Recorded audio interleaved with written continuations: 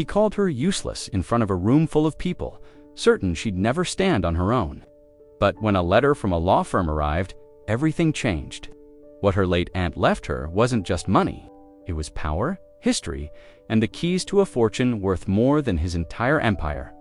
As his business crumbled, hers flourished, and in the quiet of a restored estate, she found the one thing he could never give her: freedom. This is the story of how a woman once silenced built a legacy and erased his name from her life forever. Before we continue with this story, make sure to subscribe to the channel as we have a special story that'll be released soon. The restaurant's lighting was soft, golden, and expensive, the kind designed to make crystal glasses sparkle and shadows flattering. The table was set for 8, each place perfectly arranged with silverware Evelyn had only seen in magazines. She sat between Richard and one of his business associates, smiling politely, contributing when spoken to, her voice measured so it would not interrupt the flow of deals and laughter around her. The men at the table spoke in the quick, confident rhythm of people accustomed to being heard. The women beside them, well-dressed, perfectly groomed, interjected with short comments, then leaned back, letting their husbands dominate the conversation. Richard was in his element. He leaned forward, elbows barely touching the linen, gesturing with the precision of a man who believed every word he spoke mattered. He was telling a story about the early days of his company, the nights he worked until 2 in the morning, the dead weight he had to cut, the sacrifices he had made. His voice carried that casual arrogance that came from years of being deferred to. Evelyn listened, her hands resting lightly on the table, her glass of wine untouched. "And of course," Richard said suddenly, his tone shifting, his hand making a casual sweep toward her, "my wife's contribution was, well, let's just say she kept the tea warm." A small ripple of laughter moved around the table. It wasn't loud, but it was enough. Evelyn froze for a fraction of a second, unsure she'd heard him right. Her eyes darted toward him, but Richard was already looking at the man across from him, grinning as if he'd told a harmless joke. "She's wonderful, but between us, she's hopeless with business. Numbers make her dizzy." Another round of laughter, this time more comfortable now that the cue had been given. The warmth drained from her face, replaced with the faint, cold pressure that always came when he embarrassed her in public. She didn't know why it still surprised her. Richard had a way of weaving his contempt into charm, making it sound as though it were all in good fun, as though she were too sensitive if she didn't join in. Her fingers brushed against the stem of her wine glass, steadying herself. Someone at the far end of the tabula, woman with an immaculate pearl necklace, gave her a quick, apologetic smile, the kind of look that said, "I know, but I'm not going to interfere." Evelyn returned it with the smallest nod and kept her lips curved in the same polite shape they'd been in all evening. The waiter appeared with the next course, and the moment passed for everyone except her. Conversation resumed, pivoting back to market forecasts, real estate ventures, and expansion plans. Richard laughed loudly at another man's joke, then placed his hand lightly on her shoulder, a gesture meant to appear affectionate. To her, it felt like a reminder. You're here to complete the picture. Nothing more. She ate little, pushing the food around her plate in neat patterns. Every so often, someone would turn to her and ask about something inconsequential, her garden, the trip they'd taken last summer, and she would answer briefly, warmly, never letting her voice betray the heat behind her ribs. The ability to do this mile without showing the sting was something she'd learned over years of small, deliberate humiliations like this one. When dessert arrived, Richard was telling a story about his latest acquisition. "Took me weeks to close the deal," he said, "but you know me, I always get there in the end." His glance slid toward her just long enough for her to see the smirk, and she realized he was still riding the earlier laugh at her expense. She kept her eyes on the plate in front of her. By the time coffee was poured, her decision was already made, though she didn't yet know what shape it would take. She would not give him the satisfaction of seeing her wounded tonight. She would wait until they were alone, as she always did, and say nothing, as she had learned was safest. But something had shifted. She felt it in the way her jaw unclenched. In the steadying of her breath, the laughter around the table swelled again. But Evelyn's mind was far from the conversation. She didn't know when or how, but she would not always be the silent figure at Richard's side. Not forever. The car's interior smelled faintly of leather and Richard's cologne, sharp and expensive. The hum of the engine was steady, almost soothing, but the space between them felt cold enough to make her wrap her coat tighter around her. Outside, the city glowed in fractured flashes storefronts with neon signs, traffic lights washing the windshield in red and green, the occasional blur of pedestrians hurrying across the street. Evelyn kept her eyes on the window, watching it all slide past in a silent reel. Richard's voice filled the space, low but insistent, as he spoke into his phone. He wasn't talking to her. He hadn't spoken to her since they stepped out of the restaurant. "Yeah, it went exactly as planned," he was saying, his tone carrying that mix of pride and self-importance she knew too well. "They'll fold. By the end of the quarter, I told them no. I told them that if they didn't take the offer now, they'd regret it." She could picture the man on the other end, probably one of his partners, maybe one of those boardroom voices she'd heard tonight, slick with confidence. Richard thrived in these conversations, his words clipped, decisive. The same voice that could slice her down with a single offhand comment now rolled effortlessly into charming bravado for someone else's ear. The light from passing billboards flickered across his face, catching on the sharp line of his jaw. The glint of his watch. Evelyn glanced at him briefly, then turned back to the window. Her reflection stared back at her faintly, the makeup she'd applied earlier now dulled by the hours. Her hair still neat, but missing the effortless gloss. Of the women who'd sat around that table tonight, she wondered if anyone at dinner had noticed the way her smile had faltered. Even for a second, after his comment, Richard laughed at something said on the other end of the line, a short, satisfied sound. "No, she's fine," he added suddenly, glancing at her as if to confirm she was still sitting there. "She's just tired. These things go over her head." The words weren't meant for her, but they were sharp enough to slice through the hum of the tires on the road. Evelyn didn't react. She kept her gaze on the cityscape, a moving painting of lights and shadows. They hit a stretch of highway, and the traffic thinned. The car seemed louder in its emptiness. The sound of the wind outside brushing against the glass, the faint thud of tires over seams in the asphalt. Richard shifted gears smoothly, one hand on the wheel, the other holding the phone as if it were a second heartbeat. She thought about speaking, about saying something. Anything but the words sat heavy in her chest. She had learned that conversations in the car rarely ended well. Here, enclosed in metal and speed, his temper had nowhere to go but toward her. Silence was safer, but silence kept the night from unraveling into something worse. The phone call stretched on, full of deals and numbers, his voice rising and falling in a rhythm she had stopped trying to follow. When he finally ended it, the car felt even quieter than before. He didn't look at her, didn't ask her how she felt, didn't comment. On the evening, his fingers drummed on the steering wheel, impatient with the red light ahead. Evelyn let her eyes close for a moment, not to sleep, but to shield herself from the flashing signs outside. Behind her lids, the evening replayed in candlelit table, the polite laughter, his hand on her shoulder like an ornament in place. She opened her eyes again to the sight of the skyline in the distance, sharp against the dark, and wondered when she had last felt like part of it. Turned green, and the car rolled forward. She shifted slightly in her seat, her hands folded neatly in her lap. She would not let him see the way his words still echoed in her. If he noticed her at all on this drive, it would be as the quiet presence he believed she was pleasant, contained, unremarkable, but inside, something was beginning to take root. Not anger, not yet, something quieter, more enduring, the kind of thing that grows in stillness, waiting for the right moment to be seen. The morning was slow, gray light pressing against the sheer curtains, softening the edges of the bedroom. Evelyn sat on the edge of the bed, her hair still wrapped in a towel, listening to the faint hum of Richard's voice downstairs. He was in his office, no doubt on another call before breakfast, pacing in that controlled way he did when he was working a deal. She could hear the low murmur of his words, indistinct but steady, like a metronome ticking away the morning. A sharp knock at the front door interrupted the rhythm. The sound was followed by the muffled exchange of a delivery, a male voice saying her name, and the heavy thud of something placed on the console table in the hallway. She waited, curious, but Richard didn't call for her. His voice never broke. From its measured tone, when she stepped into the hall a few minutes later, the package was still there. Not a box, but a large, heavy envelope, its surface thick and textured under her fingers. Her name was written in formal black type, and just below it, the return address, a law firm she didn't recognize.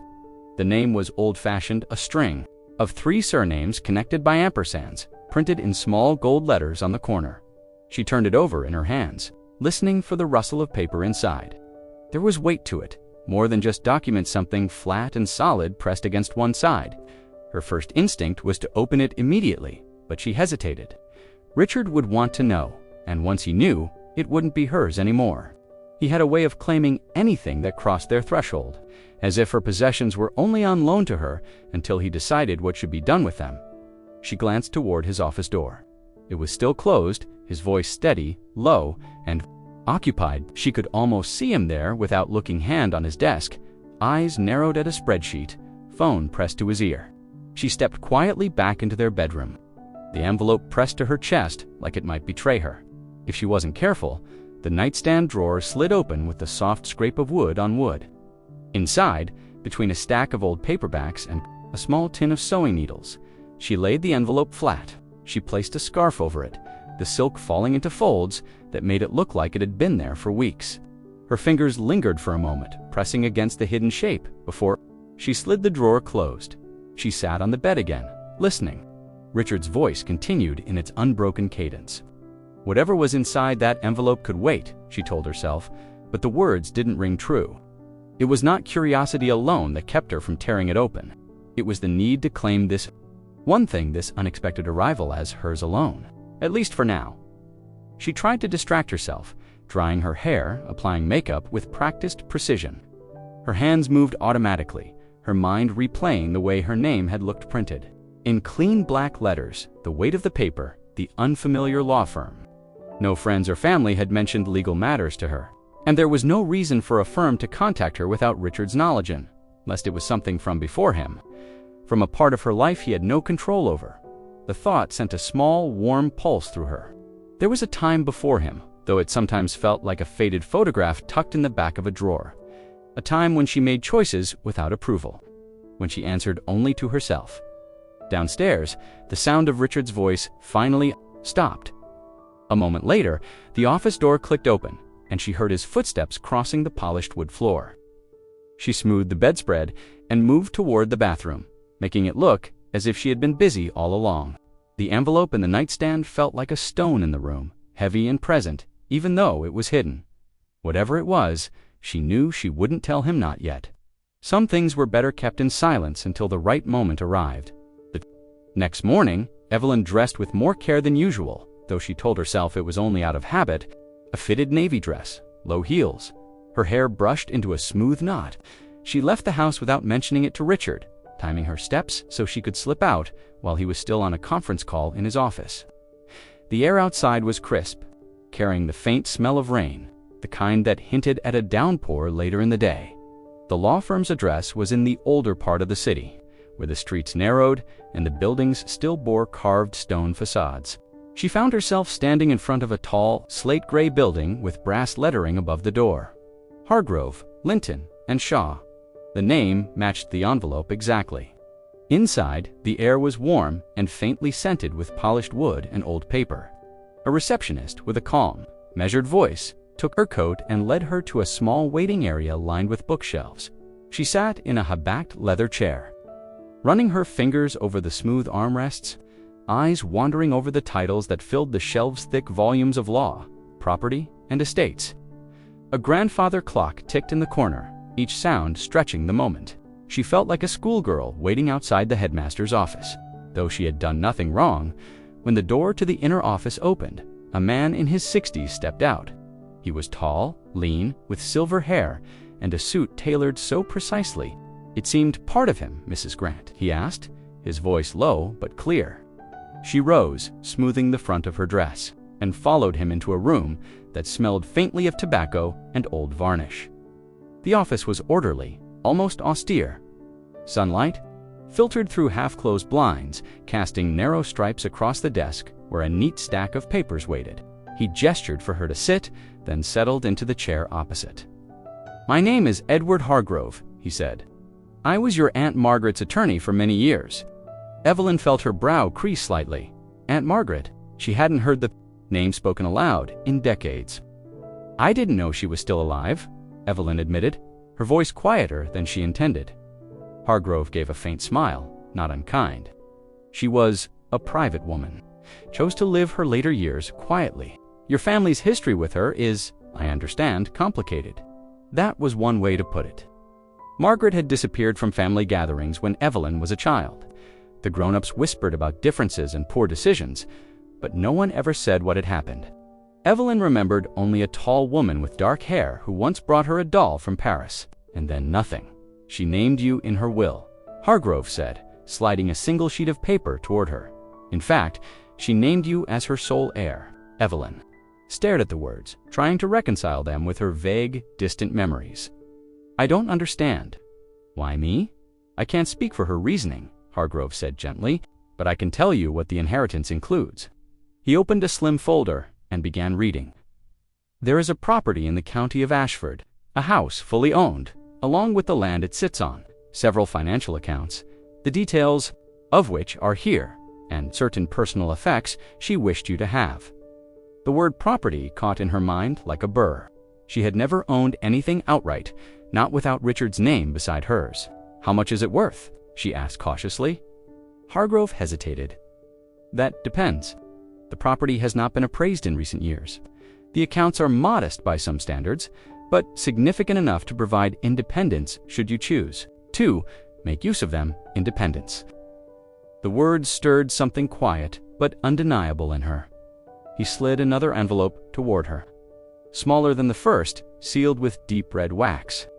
"Your aunt instructed that you open this only when you are alone, and preferably on the property itself." She was quite insistent. Evelyn took it, feeling the raised edges of the seal beneath her thumb. She slipped it into her bag without opening it. Hargrove closed the folder and leaned back. "There will be paperwork to sign, of course, but for now, I suggest you visit the property, see it for yourself." She left the office with the deed, the instructions, and the strange weight of a legacy she hadn't expected to receive.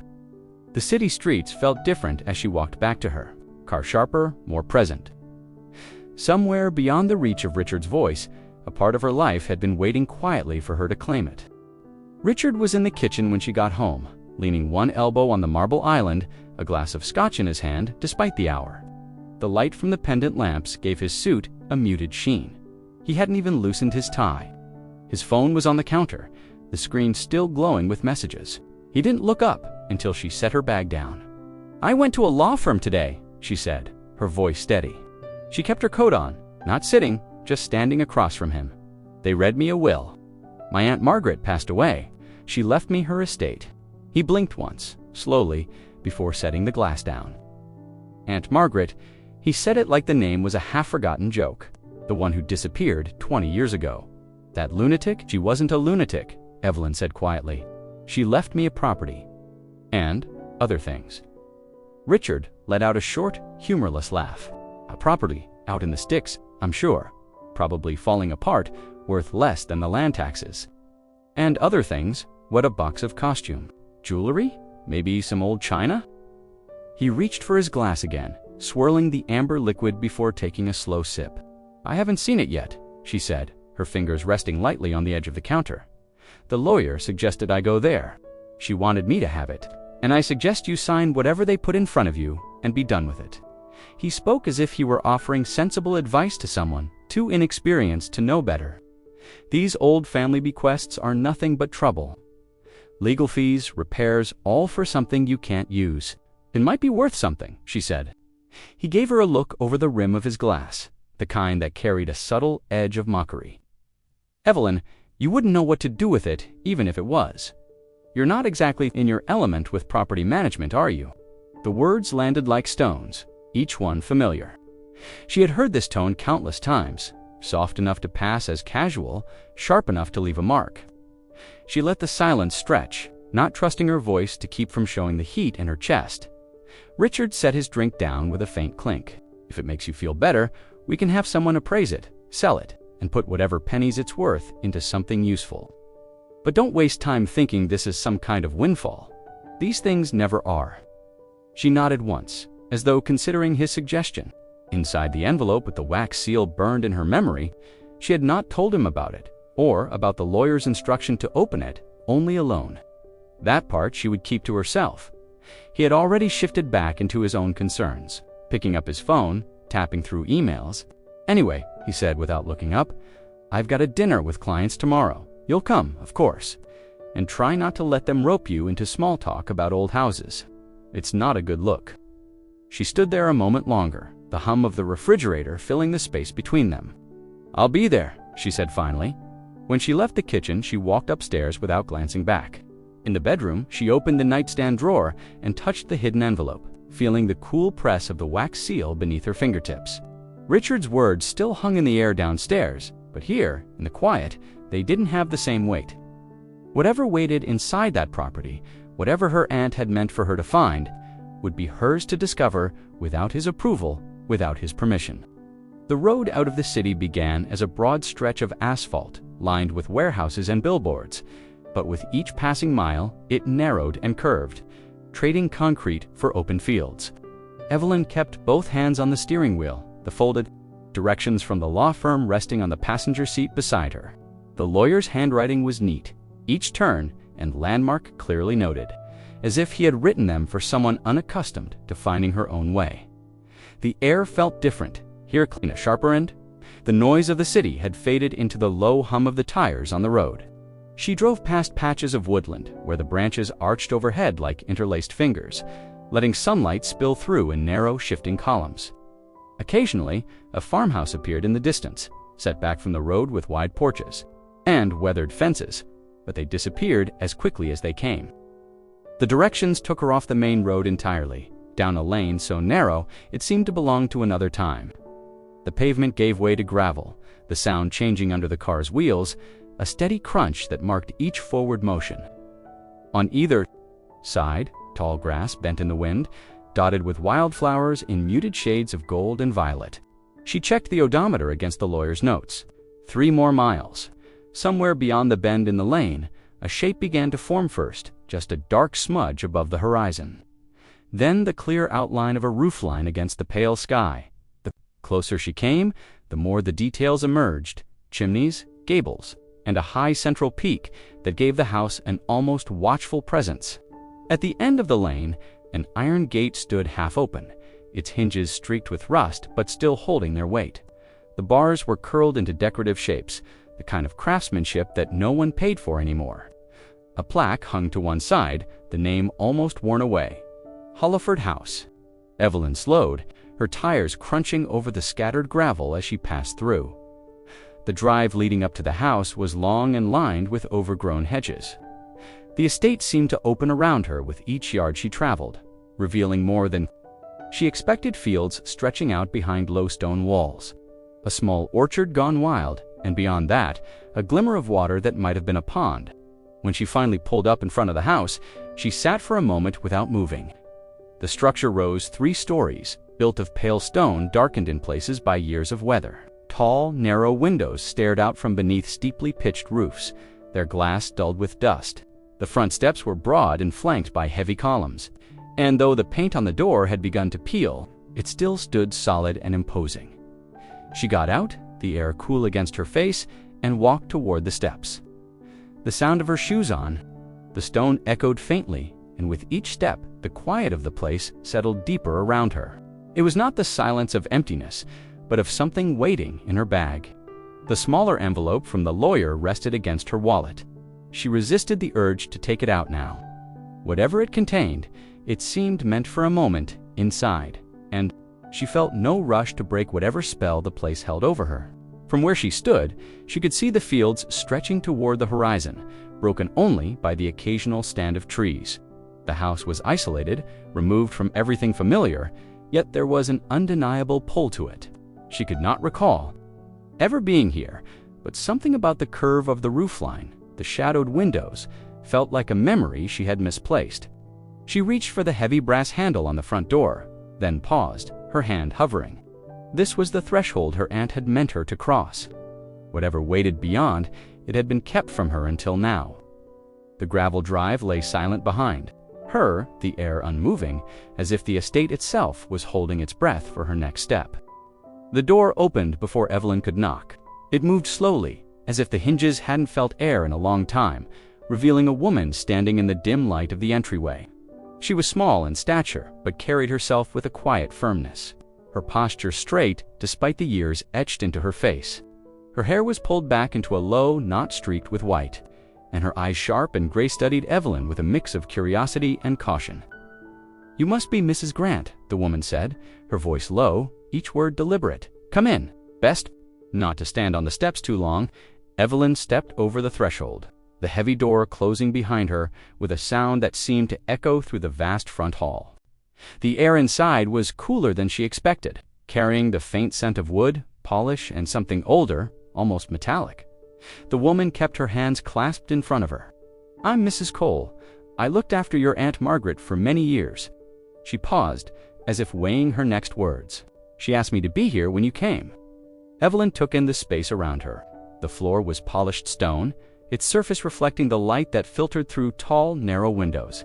A grand staircase rose from the center of the hall, the banister carved with intricate patterns, worn smooth by decades of use. Everything had the air of something once grand, now softened by time. "I didn't know she still lived here," Evelyn said quietly. Mrs. Cole's eyes softened. Few did. She valued her privacy, and she valued her reasons for it. The last sentence lingered in the air, its meaning not entirely clear. Evelyn opened her mouth to ask what she meant, but Mrs. Cole moved ahead, gesturing toward a wide doorway. "Your aunt wanted you to see it all before deciding." Her exact words said you'd understand once you'd walked the house yourself. They stepped into what had once been a sitting room. The furniture was old, but well cared, for dark wood, heavy upholstery. Curtains drawn just enough to keep the sunlight from fading the rugs. On the mantel, a clock ticked steadily, the sound amplified by the quiet dot. Mrs. Cole moved with the familiarity of someone who had walked these rooms 1,000 times. "It's all here, just as she left it." She didn't believe in throwing things away, said the house was a story, and you never tear out the middle chapters. Evelyn brushed her fingers along the edge of a table, feeling the smoothness beneath. The dust. "She left me this place. I don't know why." "That's between you and her," Mrs. Cole said, her gaze fixed on the far wall where a painting hung. "But I will tell you, this here aunt wasn't careless about such things. If she left it to you, it wasn't out of sentiment. She chose you for a reason." The weight of the words settled over Evelyn. She wanted to press for more, but Mrs. Cole's tone suggested that answers, if they came at all, would come from the house itself. They moved through the rooms one by one, a formal dining hall with a table long enough to seat 20, a library lined with books, whose spines had faded into shades of brown and gold, a conservatory where ivy had pushed its way through cracked panes of glass. Each space felt alive in its own way, as though the walls were storing everything they had ever seen or heard. When they returned to the hall, Mrs. Cole stopped at the base of the staircase. "There's more upstairs, in the attic if you're brave enough, but don't rush. This house isn't the sort to reveal itself all at once." Evelyn looked up toward the shadowed landing above, feeling an odd pull. She could almost imagine her aunt standing there, watching. Mrs. Cole's voice softened, but there was an edge beneath it. "Your aunt's last wish was that you see it all before deciding what to do. She knew it wouldn't be an easy choice. Some things here are not meant for everyone's eyes." The warning was clear, though wrapped in polite restraint. Evelyn nodded slowly, understanding that she was being given an invitation and a challenge in the same breath. She didn't yet know what she would find, but she knew she would have to look. Mrs. Cole led her down a narrower hallway, branching off from the grand staircase, the air growing cooler as they moved away from the brighter rooms. The corridor walls were lined with portraits of stern-faced men in dark suits. Women in dresses from another century, none of whom Evelyn could name. Their eyes seemed to follow as she walked, the muted light from small wall sconces catching the glass over their faces.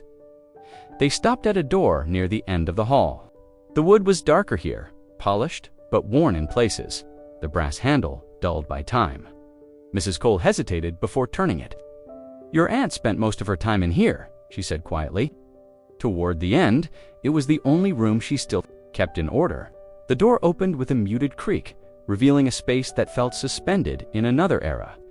Dust lay across the surfaces like a thin veil, Yet nothing had been disturbed. Heavy curtains were drawn, letting in only a muted wash of daylight that fell across a broad desk positioned in front of a tall, arched window. The air smelled faintly of paper, ink, and something faintly floral, as if the ghost of a perfume lingered here. Evelyn stepped inside, her shoes sinking slightly into a thick rug patterned in deep reds and blues. Against one wall stood a row of bookshelves filled with leather-bound volumes, their spines cracked, some titles faded into illegibility. Interspersed between the books were small framed photograph sepia tones, stiff poses, and unfamiliar faces. She moved closer, tracing the edges of one frame with her fingertip. The people in the photographs were strangers to her. Some looked like formal portraits, others like candid moments caught in gardens or sitting rooms. A young woman in one image bore a faint resemblance to herself, but the hairstyle and dress placed her decades in the past. Another showed a group of men in uniform standing beside a train car, their expressions unreadable. "This is all hers?" Evelyn asked without turning. Mrs. Cole nodded from the doorway. "Every piece." She never spoke much about the people in those photographs, said their stories were better kept than told. The desk dominated the center of the room. It was large, solid, its surface covered with neat stacks of papers, a brass lamp, and an inkwell still capped with a layer of dust. A leather blotter sat in the middle, its edges curling slightly. Evelyn's eyes were drawn to the right-hand side, where 3 drawers were set into the wood. The top 2 opened easily, revealing pens, envelopes, and small bundles of yellowed letters tied with ribbon dot. The bottom drawer resisted when she tried it. She pulled again, harder this time, but it held firm. A small brass keyhole sat in the center, glinting faintly in the dim light. She glanced back at Mrs. Cole. "Do you have the key?" Evelyn asked.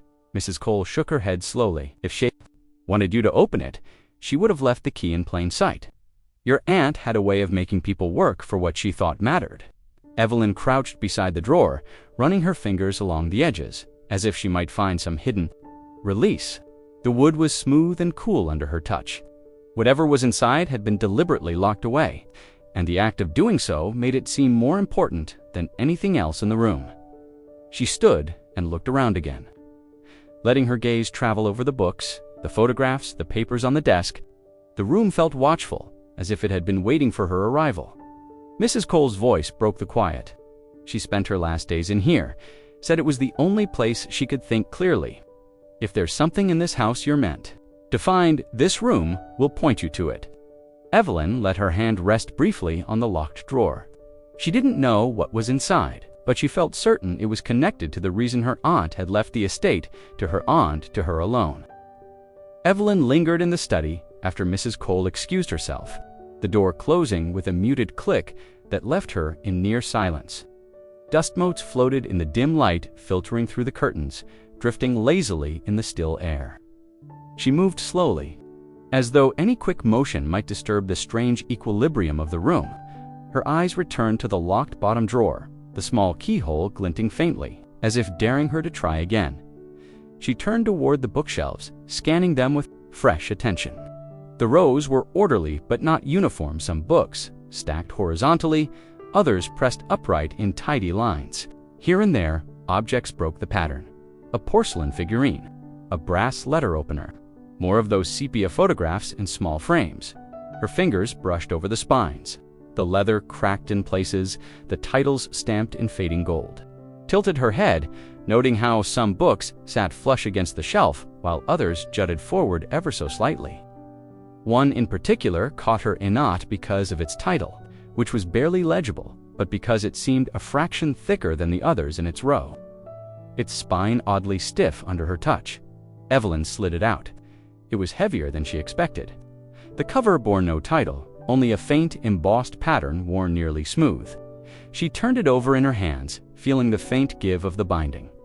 Something about it was wrong. When she fanned the pages, they didn't flutter freely. Most of them were sealed together at the edges. A faint thrill stirred in her chest. She sat in the desk chair, the book balanced on her knees, and pressed along the seam of the pages. One side gave slightly beneath her thumb. She pulled, and the cover opened not to paper, but to a hollowed-out compartment neatly cut into the block of glued pages. Inside, cushioned by a strip of faded velvet, lay a small brass key. She lifted it carefully, surprised at the weight for its size. The teeth were short and blunt, the bow shaped like an oval with a narrow notch at the top. It was warm against her skin, though she knew that was just the heat from her fingers. Her gaze drifted immediately to the locked drawer. Could it really be this simple? Her aunt's words, passed along by Mrs. Cole, came back to her. See it. All before deciding, was this the first step, or just a test to see if she would even notice? Evelyn stood and crossed to the desk. Kneeling, she slid the key into the lock. It fit perfectly. A faint click sounded when she turned it, the kind of sound that feels older than the thing itself. Born from years of use and careful design, she hesitated before pulling the drawer open. For a moment, she simply knelt there, her hand resting on the smooth brass handle. This was not Richard's world of signed contracts and visible numbers. This was something quieter, more deliberate, and she sensed it might not be entirely meant for sharing. When she did open it, the scent of old paper and cedar rose up. Inside was a shallow compartment, lined in dark felt. At the back, a stack of envelopes bound with twine rested against the wood. In front of them lay a small wooden box, its surface polished to a deep sheen, a carved pattern running along the lid's edge. She touched the box, but didn't open it, not yet. The weight of the moment pressed in on her, reminding her that whatever her aunt had left here was meant to be found in stages. Evelyn slid the drawer closed again, locking it and slipping the key into her pocket. The hollowed book she returned to its place on the shelf, adjusting it so it sat exactly as she had found it. It struck her that in this room, even the smallest shift might be noticed, as though the house itself was keeping inventory. For the first time since she had stepped through the front door, she felt a faint undercurrent of excitement. Her aunt had left her more than a property. She had left a path to follow, one clue leading to the next, and Evelyn had just taken the first step. The sound of tires on gravel reached her before she saw the car. Evelyn was standing in the front hall, the brass key from the study still warm in her pocket, when the noise broke the quiet of the estate. Through the narrow panes of glass beside the door, she caught the glint of sunlight on a sleek black hood as a familiar vehicle came into view. The car rolled to a stop with the precision of someone who believed every space should accommodate them, no matter the setting. She didn't move at first. The long drive from the gate to the house seemed to have taken no time at all.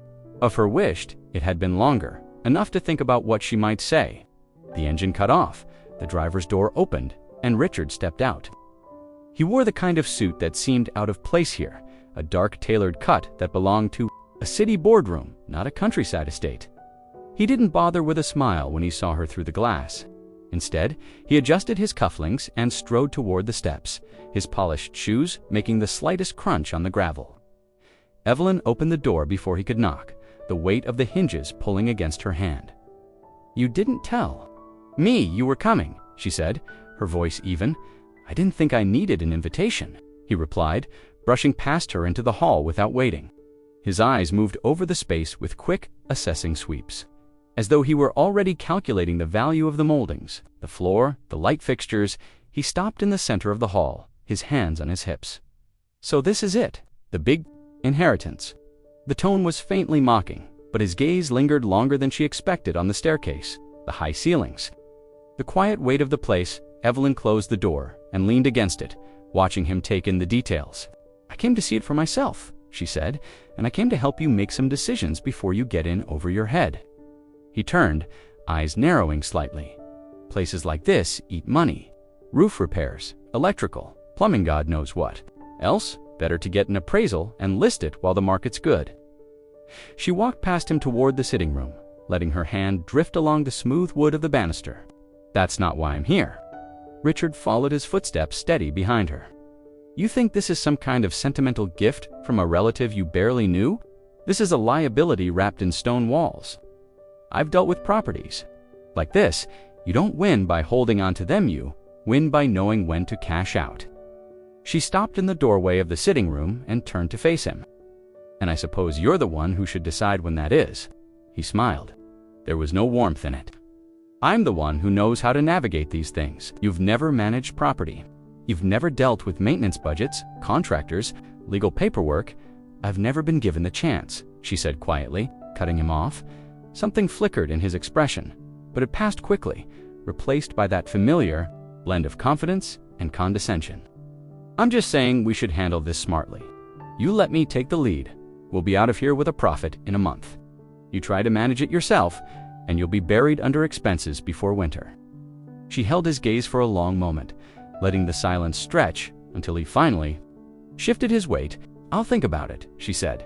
Though she had no intention of doing so, Richard seemed to take this as agreement, his posture relaxing slightly.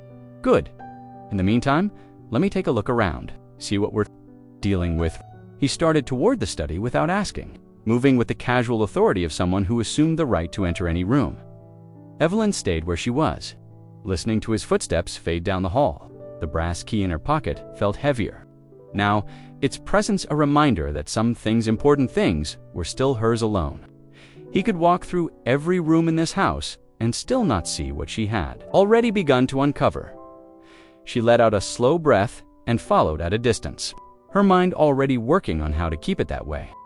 Richard had moved on to inspecting the windows in the dining room when Evelyn slipped away, her steps light against the old floorboards. She made her way back toward the study, closing the door behind her with care. The light in the room hadn't shifted much since morning. Still, a muted gold filtered through the drawn curtains. But the air seemed heavier now, more expectant, as though it recognized her return. She went straight to the locked drawer. The brass key slid into place with the ease of something meant to be used, and the mechanism gave its quiet click. This time, she pulled it open without hesitation. The wooden box sat where she had left it, its dark surface gleaming faintly in the dim light. She lifted it out, feeling the surprising weight, and set it on the desk.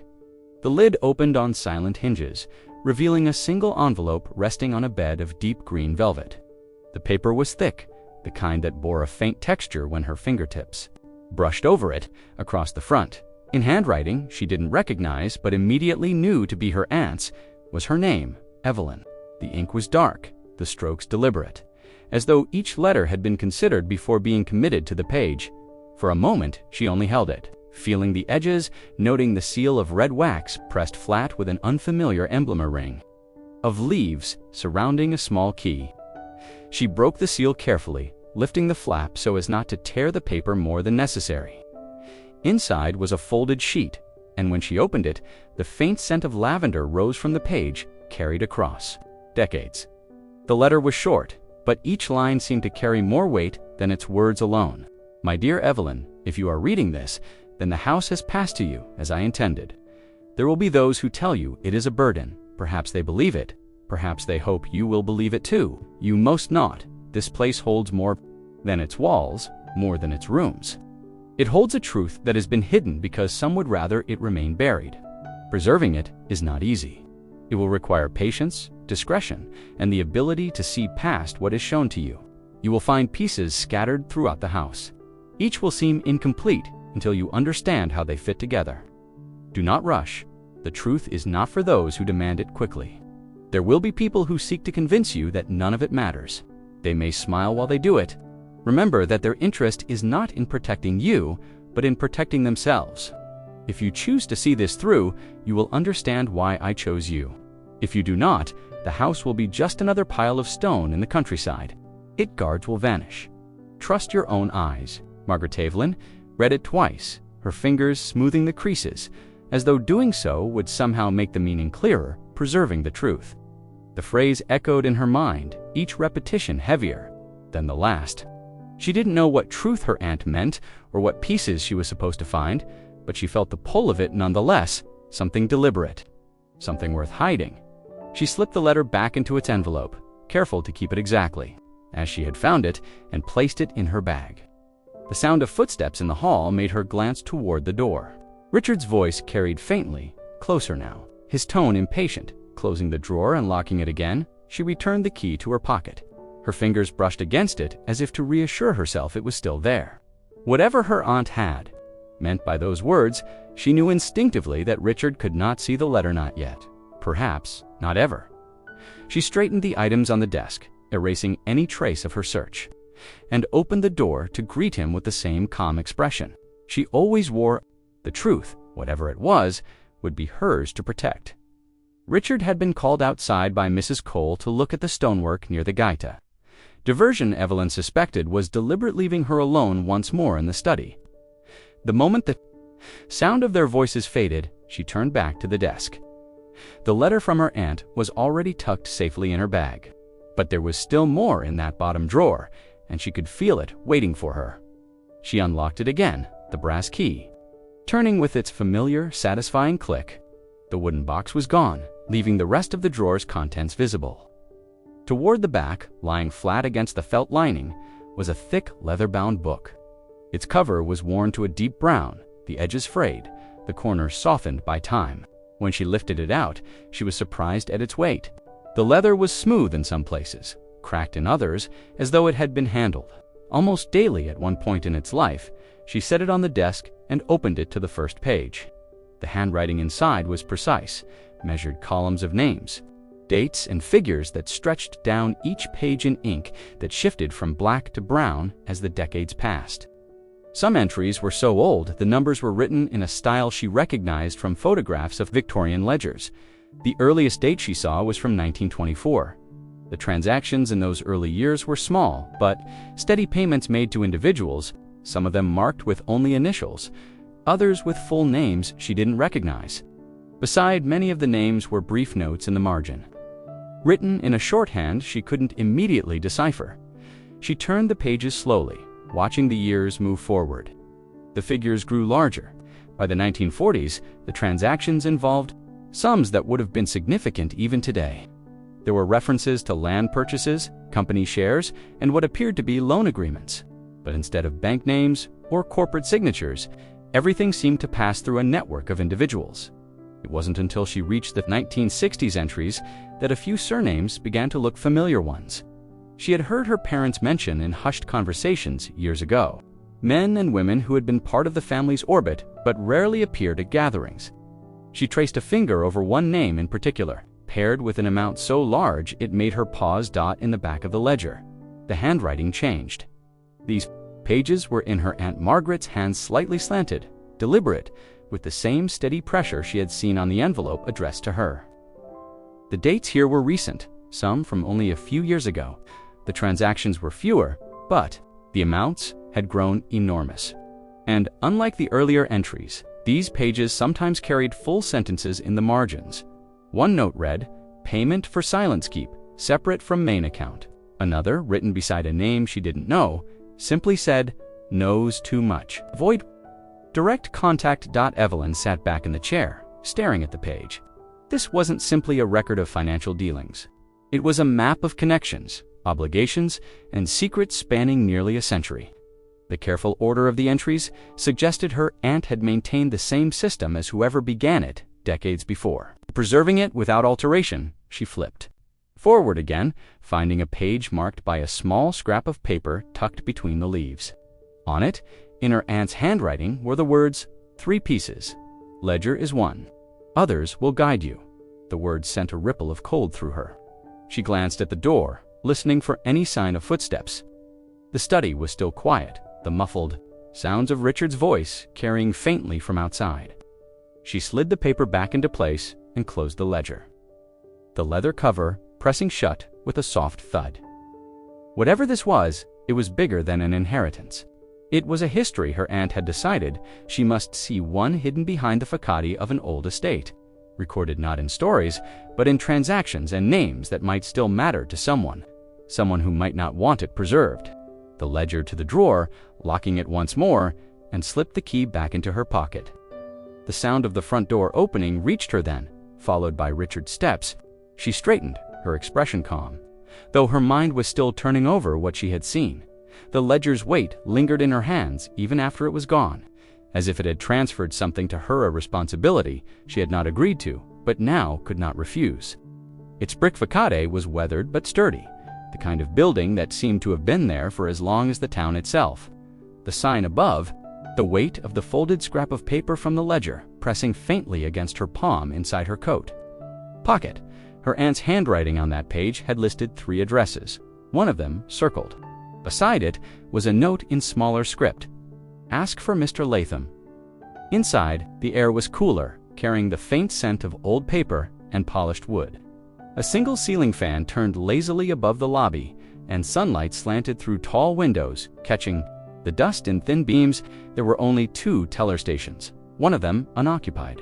The other was staffed by a young woman with tidy hair and a polite, almost guarded expression. She asked, her tone careful. "I was hoping to speak with Mr. Latham," Evelyn said. The woman's eyebrows lifted slightly at the name, though she masked it quickly. "One moment." She stepped away, disappearing through a frosted glass door. Behind the counter, its employees lined up stiffly in formal wear, the same brick facade behind them. After a moment, the door opened again, and an older man emerged. He was tall, with thinning silver hair and a neatly pressed suit that looked as though it had been chosen for precision rather than style. His expression was measured, but there was a flicker of something curiosity, perhaps when his eyes met hers. "Mrs. Carroway," he said, using her married name. "Evelyn," she corrected gently. "Of course, I'm Thomas Latham." His handshake was firm, his palm dry. "Why don't we step into my office?" She followed him through the glass door into a smaller room lined with filing cabinets and a heavy oak desk. The blinds were drawn halfway, letting in just enough light to keep the space from feeling dim. He gestured to a chair, and she sat. "Understand you're here on behalf of Margaret Whitford," he said, settling behind his desk. Evelyn nodded. "She passed recently. I've inherited her estate." "Yes, I heard." His tone carried no surprise. "Your aunt was a private woman, but she was consistent. We've handled certain matters for her for decades." Evelyn reached into her bag and withdrew the folded scrap from the ledger, sliding it across the desk. "I found this among her things," she said, "to ask for you." Latham unfolded the paper, his eyes scanning it with a faint tightening around the corners. He set it down carefully. "I see." Without another word, he reached into a lower drawer and withdrew a narrow metal box, the kind designed to hold documents rather than valuables. He set it on the desk between them and unlocked it with a small key from his pocket. Inside were several envelopes bound together with string. The bow was stamped with the same emblem she'd seen in the wax seal on her aunt's Latora ring of leaves surrounding a small key. "What do they open? But I believe you'll find the answer on your property." He slid the envelopes toward her. The paper was yellowed at the edges, each one labeled with a name and a date. The most recent was from 2 years ago, addressed only with the initials C.H. Evelyn gathered them carefully, placing them in her bag alongside the key. She thanked him, sensing that any further questions would yield only polite refusals. Outside, the sunlight seemed sharper, the air cooler. She paused on the sidewalk, glancing down the quiet street before starting toward her car. The envelopes and the key felt heavier than their size allowed, and she knew instinctively that whatever they unlocked would not be something Richard could ever be allowed to control.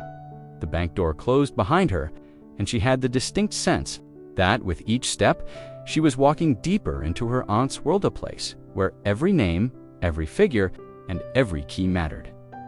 The bank lobby had been quiet when Evelyn first stepped inside, but now, standing in the narrow back hallway with Mr. Latham, the stillness felt heavier, as though the building itself was watching. He stopped at a reinforced steel door at the end of the hall and produced another key, this one longer and more ornate than the other she had seen. It turned in the lock with a slow, deliberate click, and the door swung open to reveal a small, polished by years of use. Latham led her to one near the center, about waist height. He unlocked it with a key from his suit pocket, then stepped back, allowing her to slide it free. The metal box was surprisingly heavy for its size. On top, folded neatly, was a sheet of yellowed tissue paper. She set it aside, revealing several thick envelopes and a stack of cream-colored folders tied together with faded ribbon. She loosened the ribbon first, her fingers brushing over embossed letterheads that read Whitford Holdings in bold type. The papers beneath were stock certificates, each one issued in the early and mid-20th century, stamps and seals that gave them an air of permanence. Some were marked as transferred, others still listed in Margaret Whitford's name. Beneath the stock certificates lay a smaller folder, its corners worn soft. Inside were property, deeds, parchment, and paper, naming a Whitford ancestor as the sole owner of a stretch of farmland Evelyn had never heard mentioned. Others described parcels in various counties, including one in a coastal town she remembered visiting only once as a child. At the very bottom of the box lay a folded map, its edges frayed but still intact. Evelyn opened it carefully, revealing a hand-drawn rendering of a wide swath of countryside. Certain areas were shaded in pale ink, marked with initials that matched the names she had seen in the ledger. A red X was inked into one corner, far from the main roads, next to a symbol that looked like a small key surrounded by leaves, the same emblem she had seen on the wax seal and the brass key from earlier. The map's surface noting faint pencil marks that had been erased but not entirely removed. Someone had added to this map over decades, perhaps longer. The map with care and returned it to the box, arranging the contents as she had found them. "These certificates and deeds," she said quietly, "they've been here a long time." Latham inclined his head. "Your aunt believed certain assets were safer here than in any vault she could maintain on her own. Some of these holdings have unusual histories. She was particular about their security." Evelyn closed the lid. "On the box, and now they're mine. What you do with them will matter." The distinction hung in the air between them as she carried the box back to its slot. Latham locked it in place, the sound of the key turning echoing faintly in the enclosed space back in the main lobby. The light seemed different, sharper, though she couldn't tell if it was from the sun shifting outside or the weight of what she now knew she held. The stock certificates, the deeds, the map, they were more than financial assets. They were fragments of a much larger picture. Her aunt had begun to reveal piece by piece as she stepped out onto the sidewalk. The wind caught the edge of her coat, and she pulled it tighter around her. The brass key in her pocket pressed against her palm, its shape an almost constant reminder. Somewhere, on one of those properties or, perhaps on the estate itself, was the lock it belonged to, and whatever it opened, she was beginning to understand, would not simply be another room. Richard was waiting in the front hall when Evelyn returned from the bank, his coat still on as if he had been pacing near the door. The moment she stepped inside, he turned toward her with a practiced look of concern, though it didn't quite reach his eyes. "You've been gone for hours," he said, his tone pitched somewhere between reproach and accusation. "Where exactly did you go?" She set her bag down carefully, removing her gloves. "I had business to attend to in town." He frowned. "Business? You mean about the house?" Evelyn moved past him toward the sitting room, but he followed, his shoes tapping against the wooden floor. "I hope you're not getting ideas about keeping this place," he said. "You've never managed a property this size, let alone whatever else comes with it." She sat down in the armchair near the fireplace, deliberately calm. "What makes you think I can't handle it?" Richard's laugh was short, almost sharp. "Because I know you. You've never dealt with lawyers, tax assessors, maintenance. Crews, these things are complicated and expensive. One wrong move, and you'll be drowning in bills." Evelyn studied him for a moment, noting the way he kept glancing at her bag, as though trying to guess what she had brought back. "It sounds like you're assuming I can't learn." "I'm not saying you can't learn," he said quickly, "but why bother? You don't need the stress. Sell it now, while the market's high, cash out, and we can invest the money in something reliable.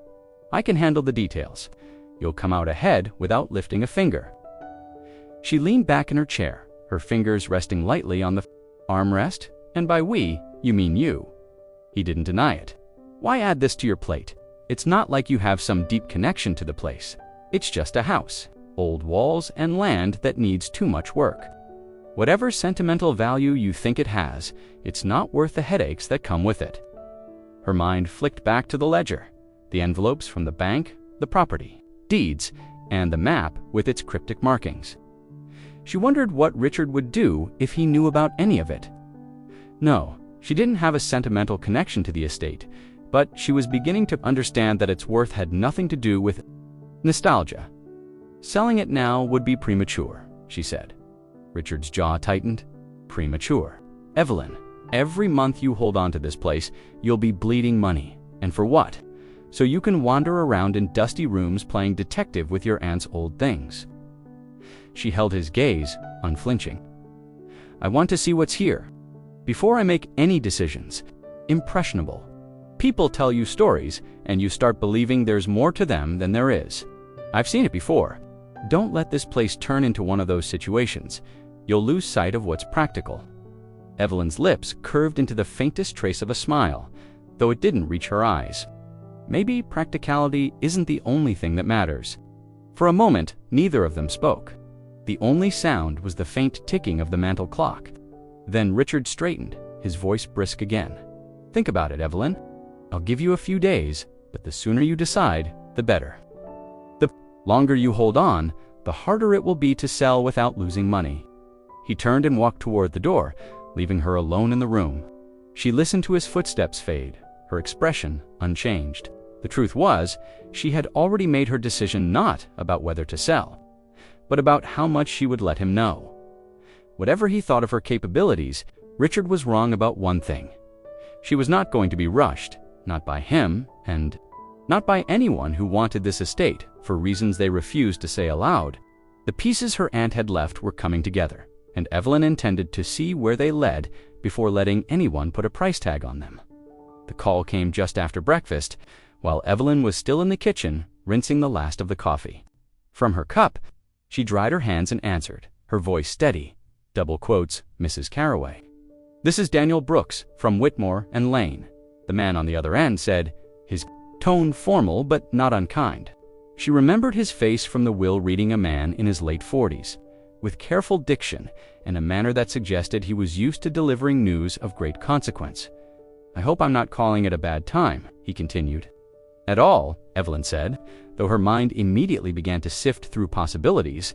"There's a matter we didn't address fully during our last meeting," Brooks said. "Your aunt's instructions were quite specific, and certain elements of the estate were to be discussed only after you'd taken possession of the property." She moved into the sitting room, lowering herself into the armchair, the phone cord stretching across her lap. "What elements?" "Your aunt held controlling shares in several companies, some of them quite significant. These holdings were not public knowledge, and she was adamant that they remain so. However, under the terms of the inheritance, you are now the primary shareholder for each." Evelyn sat very still. "Controlling shares," she repeated slowly. "Yes, in practical terms, it means you have decision-making authority in these companies' operations. Some are local enterprises manufacturing, shipping, but others are more for reaching. There is an energy firm, a private investment group, and a communications company with regional influence." The words sank in like stones into deep water. She thought of the ledger in the locked drawer, the names and transactions stretching back decades. It wasn't just an archive of quiet dealings, it was a roadmap of influence, mapped in financial control. "I assume these shares can be sold?" she asked, her tone carefully neutral. "They can," Brooks said. "But your aunt's will includes a stipulation. Any sale within the first 2 years requires unanimous approval from the remaining board members of each company." I believe her. Intention was to prevent a hasty liquidation. Evelyn almost smiled at the choice of words. Hasty liquidation was exactly what Richard would want if he knew about this. "And the boards do. They know I now hold these shares." "Not yet. Your aunt requested that we delay formal notification until you've had the opportunity to review the relevant documents in private. We have them here at the office, ready whenever you are." She pictured Richard's reaction if he discovered she held not just land and deeds, but actual control over companies whose annual revenues likely dwarfed his own ventures. He would frame it as too complex for her to manage, urge her to sell, convince her he could take care of it for her benefit, and if she refused, he would find some other way to gain access. "I'll come in tomorrow," she said. "Very good. I should warn you. Once the notifications go out, you will be approached. Politely at first, I imagine, but persistently. I advise caution. Your aunt left behind a network of expectations. Not all of them will align with your interests." "I understand," Evelyn said, and she meant it. After she hung up, controlling shares in multiple companies. It explained the careful secrecy, the layers of instruction, the way her aunt's presence seemed to linger in every room as if watching to see. What she would do next, Evelyn stood and walked to the study. She unlocked the desk drawer and lifted out the ledger, flipping to the later pages in Margaret's handwriting. She traced the columns of numbers, looking for patterns she had missed before. Certain names appeared in both the ledger and on the property deeds she had seen at the bank. Others she recognized from company board rosters she'd skimmed in the news, without ever realizing her family had ties to them. It wasn't just wealth her aunt had passed down, it was position. Influence that had been built and maintained quietly, deliberately, for decades. And now it was hers to hold or to lose. She closed the ledger and locked it away again. The key, cool in her palm, whatever Richard thought she was capable of, she knew one thing with certainty. She would not be handing this power over to anyone, least of all him. The city always felt different to Evelyn when she came in alone. The noise seemed sharper, the pace more urgent, every sound and movement distinct rather than blending into the background. The way it did when she was following Richard through meetings and dinners.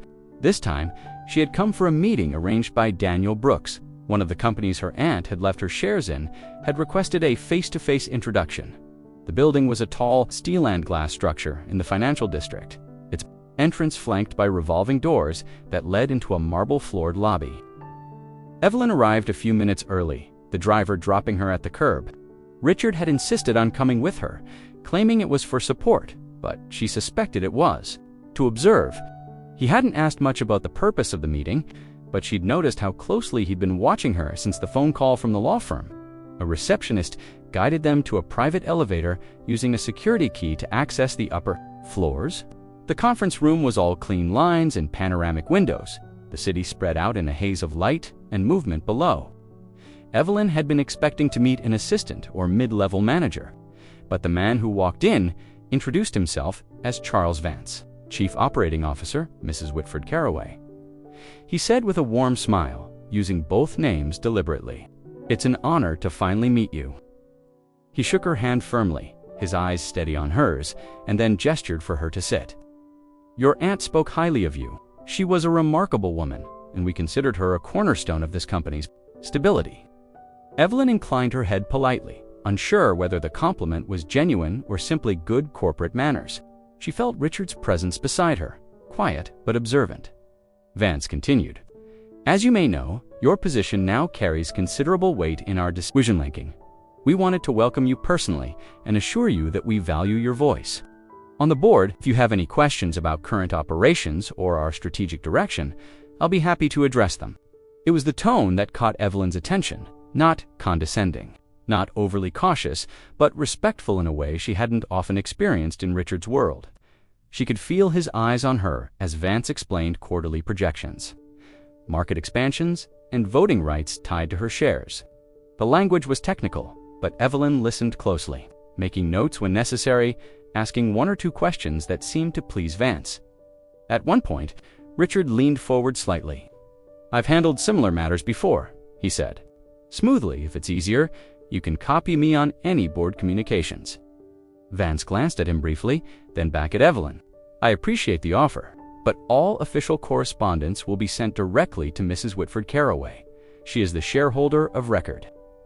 Richard's smile froze for a fraction of a second before returning. "Of course," he said, leaning back in his chair. The meeting lasted nearly an hour, ending with Vance offering his card and telling Evelyn to contact him any time. As they shook hands again, he added quietly, "Your aunt trusted you. I hope we'll earn the same." In the elevator ride down, Richard was silent until they reached the lobby. Then, as they stepped onto the marble floor, he said, "You seemed very comfortable in there." "I was," Evelyn replied evenly. "They treated you like he—" Stopped, searching for the right word, like someone they have to impress. She met his gaze briefly. Maybe they do. The drive home was quiet. Richard stared out the window, his jaw tight, while Evelyn looked ahead, her mind turning over every detail of the meeting, not just what had been said, but the subtle shift she'd felt in the room. For the first time, she suspected Richard. Realized this inheritance wasn't just money or property. It was leverage, and it was hers. The afternoon light slanted through the tall windows of the estate's sitting room, catching the dust motes in its path and bathing the space in a muted gold.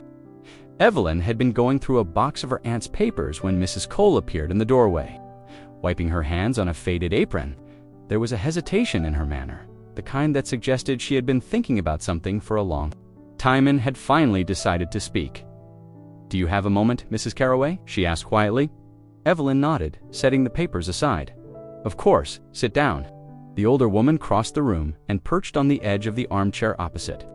Her posture straight, but her hands clasped tightly in her lap.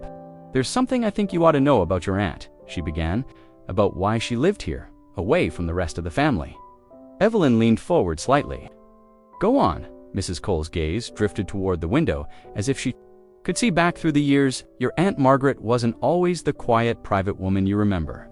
She was involved in the family business from a young age, bright, determined, sharper than most of the men on the board. But that didn't sit well with certain people." "Which people?" Evelyn asked, though she already suspected the answer. "Your husband's grandfather, for one," Mrs. Cole said, her voice tightening. "Charles Carraway.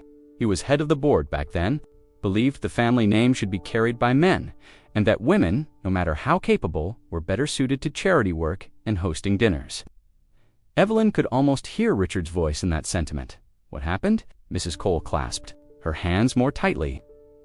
"Margaret uncovered discrepancies in the company's accounts, funds moved to shell accounts, assets undervalued before being sold off to associates. She confronted Charles about it, quietly at first, but he didn't like being questioned, especially not by her. Within a year, she was pushed out. Officially, it was called a mutual parting. In truth, she was given no choice. She signed over her voting rights, accepted a severance, and left the city." Evelyn felt a slow chill settle over her, and no one challenged it. "Some tried," Mrs. Cole said, "but Charles had influence. He made sure the board believed Margaret was unstable, that she was making wild accusations out of personal resentment. He even implied she might have been mismanaging her own department. The whispers stuck. It was easier for people to believe a woman had overstepped than to admit she'd caught them doing something wrong." Evelyn thought of the ledger locked away in the study, of the companies her aunt had quietly acquired, controlling shares in over the years. Margaret hadn't disappeared. She'd been building something outside their reach. "She never told me any of this," Evelyn said softly. Mrs. Cole's eyes softened. "She didn't want to burden you, but she kept records. Everything she discovered back then and everything she learned after, she documented. She believed the truth would matter one day, even if it couldn't change the past. And now," Mrs. Cole's gaze sharpened, "you have the means to finish what she started." The words hung in the air between them, heavy with implication. Evelyn realized that inheriting the estate, the shares, and the documents wasn't just about wealth. It was about stepping into a role her aunt had once held, a role that had cost her dearly. "What would Charles think?" Evelyn murmured, "if he knew she'd regained influence over the same companies?" Mrs. Cole gave a small, wry smile. "He'd roll over in his grave. And your husband? Well, I expect he wouldn't take it kindly either." Evelyn sat back, absorbing the weight of the history she had just been given. Margaret had been forced out by one Carraway, and now her legacy rested in the hands of another Carraway's wife. It was almost poetic, though Evelyn knew better than to believe the story would resolve neatly. This wasn't a matter of revenge. It was about safeguarding what Margaret had fought to protect. Mrs. Cole rose to leave. Pausing at the doorway, "She trusted you, Evelyn. Don't let them take it from you."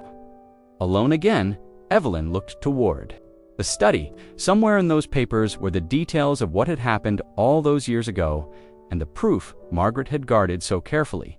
The truth was there, waiting. And now, so was she. The appraisal meeting was held in a modest office on the 12th floor of an older brick building, far from the gleaming corporate towers Richard preferred. Evelyn had chosen the firm deliberately, an independent valuation specialist with no connections to the Carraway network, no ties to any of the companies involved. The man she met, Harold Benton, was a quiet presence in a gray suit, his glasses slipping down his nose as he shuffled through a thick folder of papers. "I've reviewed everything your attorney sent over," he said, adjusting the frames with one finger. "The property deeds, the stock certificates, the shareholder agreements, and I've cross-referenced them with current market values, dividend histories, and projected growth rates." Evelyn sat across from him, her hands folded neatly in her lap. She had learned by now to keep her expression neutral when absorbing new information.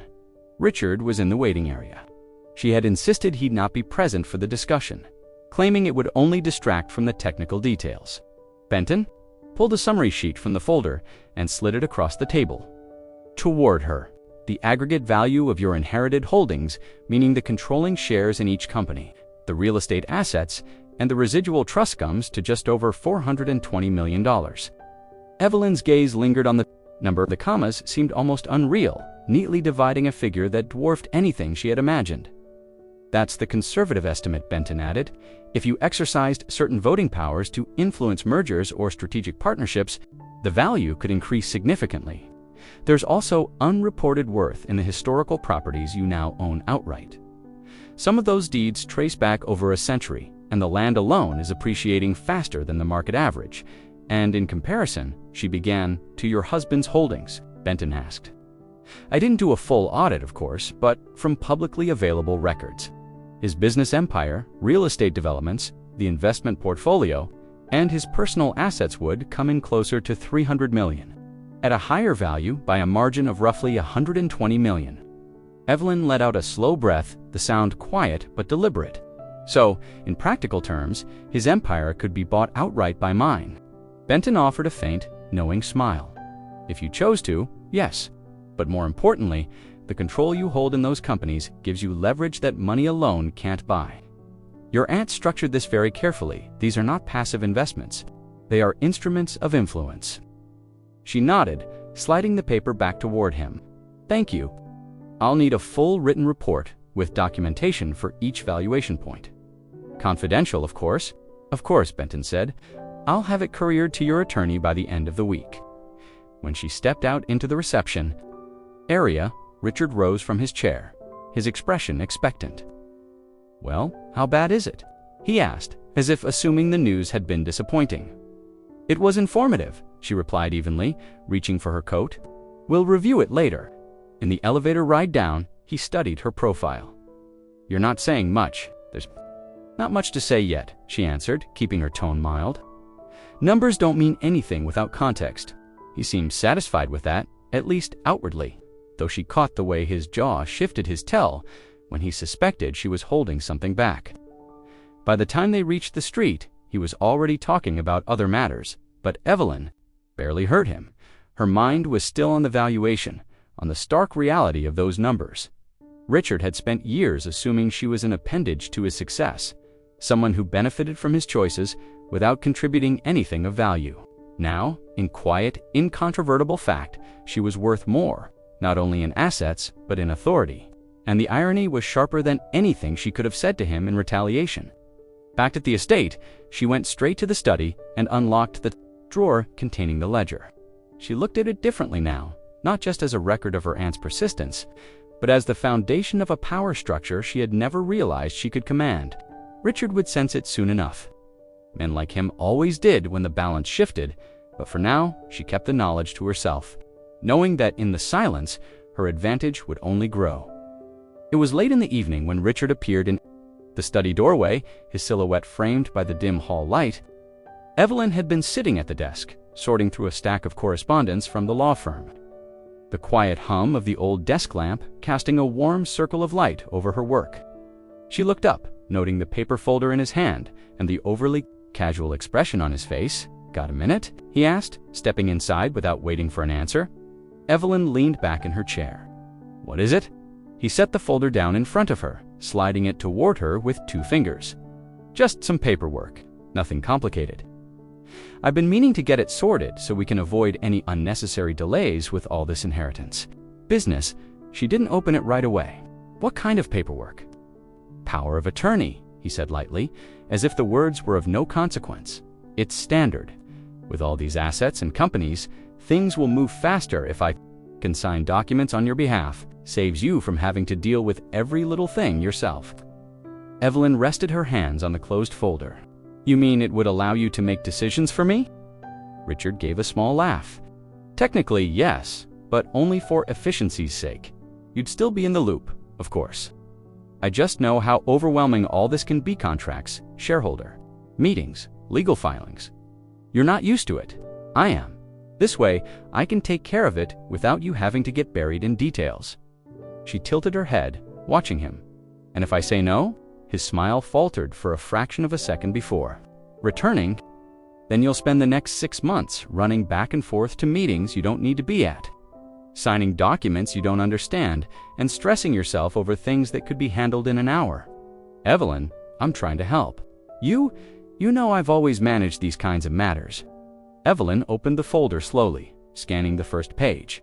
The legal language was dense, but the meaning was clear. Full authority over her financial, business, and legal decisions, effective immediately upon signing. She closed it again, her fingers resting lightly on the cover.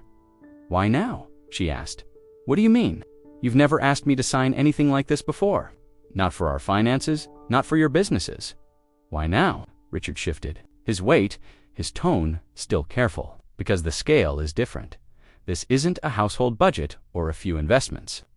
These are major assets, complex, interconnected. One wrong move could cost millions. You've said yourself you don't fully understand it all.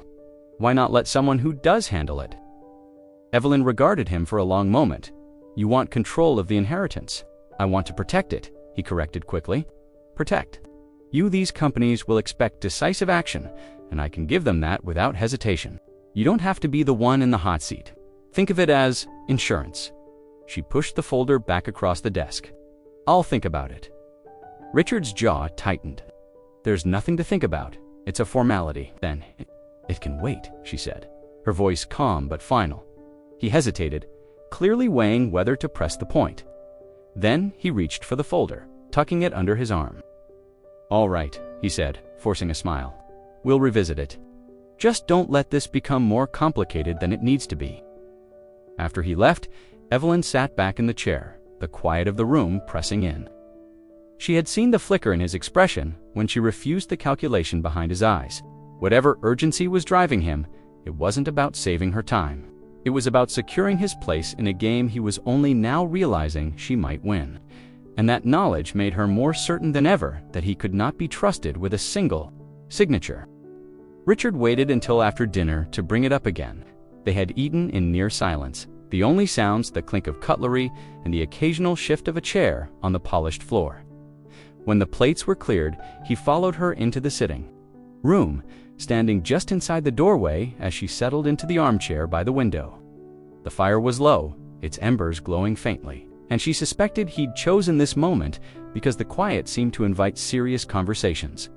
"I've been thinking," he began, his voice measured, "about what we discussed earlier. The power of attorney. I really think it's the best way forward." Evelyn looked up from the book in her lap, closing it without marking the page. "I've been thinking about it too." He stepped closer, one hand in his pocket, the other gesturing slightly, "and I've decided against it," she said simply. "I'm going to handle my aunt's legacy myself." For a moment, the only sound was the faint crackle from the hearth. His expression didn't change at once, but there was a subtle tightening around his eyes. "Evelyn, this isn't about pride. It's about efficiency. You don't have to prove anything to anyone." "It's not about proving anything," she replied, her tone calm but steady. "It's about responsibility. My aunt entrusted this to me. She didn't choose you or anyone else to manage it. She chose me." He gave a short, humorless laugh. "And what does that even mean? You're not a financier. You've never run a company. You're going to walk into boardrooms full of people who've been doing this for decades and tell them how to run their businesses?" "I'm going to listen," she said. "I'm going to learn, and I'm going to make decisions based on what I believe is right." That's what she wanted. Richard shook his head, pacing a short line across the rug. "You're being naive. These people will eat you alive. You think they respect you because of who you are, but it's just because of what you control. Once they see they can push you around, they will." Evelyn watched him carefully, noting the edge creeping into his voice. "Then I'll make it clear they can't." He stopped, pacing, turning to face her directly. "You're making a mistake, a big one. This isn't some charity project where you can just follow your instincts and hope for the best. You'll lose everything if you're not careful." She stood then, setting her book on the table beside her. "If I lose it, at least it will be because of my decisions, not because I handed the reins to someone who sees it as just another asset to control. This is my inheritance, Richard, my responsibility, and I'm keeping it that way." There was a pause, a faint tension in the air, as if he were weighing whether to argue further. Then he forced a thin smile, though it didn't reach his eyes. "Fine, if that's how you want it, but don't expect me to clean up the mess when it all comes crashing down." "I wouldn't," she said. He lingered a moment longer, as though hoping she might soften, then turned and left the room. Evelyn remained standing by the armchair, listening to his footsteps fade down the hall. Her heart was steady, her hands still.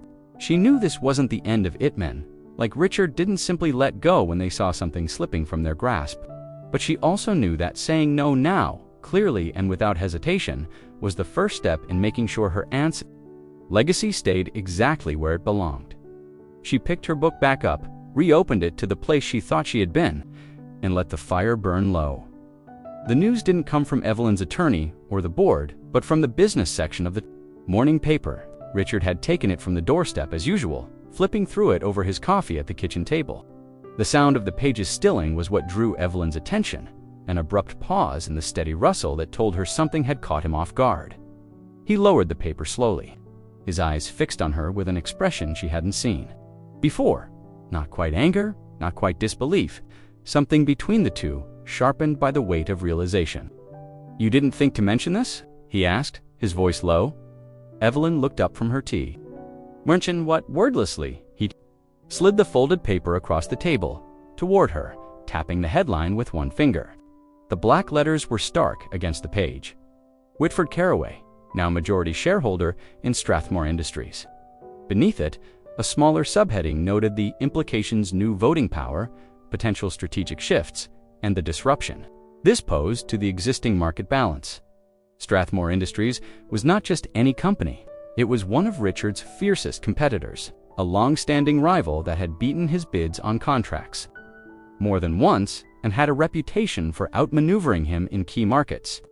She remembered hearing the name in passing years ago, always with a note of frustration in his voice. "I suppose that explains the increased interest in my attendance at board meetings," she said evenly, scanning the article. "You suppose?" His voice had lost its evenness now, the control fraying at the edges. "Do you have any idea what this means? You're holding a controlling stake in the very company I've been fighting for years. This," he gestured at the paper, "this is war, Evelyn." She set the paper down carefully. "It's business." He stared at her, as if trying to decide whether she was pretending not to understand or genuinely didn't care. "Strathmore is positioned to undercut my next expansion by nearly 30%. If you throw your weight behind them, my entire project in the West Coast market is dead before it starts. Do you get that? You could dismantle months of negotiations." With one vote, Evelyn met his gaze without flinching. "It isn't my job to protect your interests, Richard. My responsibility is to the companies I now hold shares in and to ensuring my aunt's legacy is honored. If that happens to conflict with your ambitions, that's not my problem to solve." His jaw tightened. "And if I asked if I told you to sell your shares, I'd decline," she said, without hesitation. The silence between them was taut. She could see the calculations running behind his eyes: how to leverage influence, how to pressure her, how to turn this into an advantage for himself. Also knew he was beginning to realize that the balance of power between them had shifted in a way he couldn't reverse with charm or intimidation. By midday, the phone call started. Reporters looking for comment, industry analysts wanting confirmation, acquaintances from their social circle feigning casual curiosity. Evelyn declined them all, referring questions to her attorney. In the quiet moments between calls, she read through the thick packet of documents Strathmore's board had sent her. The language crisp and formal, but underscored with the awareness that she now held the deciding vote in several upcoming motions. Richard spent most of the day on his own calls, his voice raised more than once behind the closed door of his office. When he emerged that evening, he didn't bring it up again, but the look in his eyes told her everything. This was a public battlefield, and their names were already written on the opposing sides. Evelyn folded the newspaper neatly, slid it into the desk drawer beside her, and locked it. The war, Richard feared, had already begun, but it was not hers to dread. It was hers to navigate. Richard waited until they were alone to unleash it. The dinner guests had gone, the dishes had been cleared, and the last of the wine sat untouched on the sideboard. He stood near the fireplace, hands braced against the mantel, as though holding himself back from pacing the room. Evelyn remained seated at the far end of the sofa, legs crossed, her expression unreadable. "You knew exactly what you were doing," he began, his voice low but tight. "Buying into Strathmore, no, controlling Strathmore wasn't just business. That was a deliberate move against me. Evelyn set her glass down on the table beside her. It was a decision based on the best interest of the company I now partly own. The fact that it happens to compete with yours is incidental. Incidental? His voice sharpened. You've been sitting in those meetings, hearing everything. I've been working toward, and you go and throw your lot in with my rivals. That's not incidental, Evelyn. That's betrayal. Let's start with the dinner in front of your business associates, where you called me useless, or the countless times you've told me I'm lucky to have you. Or when you've dismissed every opinion I've ever voiced about your work, as if I couldn't possibly understand it. His lips pressed into a thin line, but she didn't stop. Do you remember telling me I was a liability at events? That I should stand there, smile, and not embarrass you? Do you remember saying the only thing I was good for was hosting dinners and keeping the house presentable? That was different, he said quickly, but there was a flicker in his expression, recognition of how hollow the defense sounded. No, Richard, she replied evenly. It was exactly the same. You've spent years making sure I knew my place as you defined it. Now that I've stepped outside of that box, you call it betrayal. The truth is, you're not angry because of some perceived disloyalty. You're angry because I'm not under your control anymore.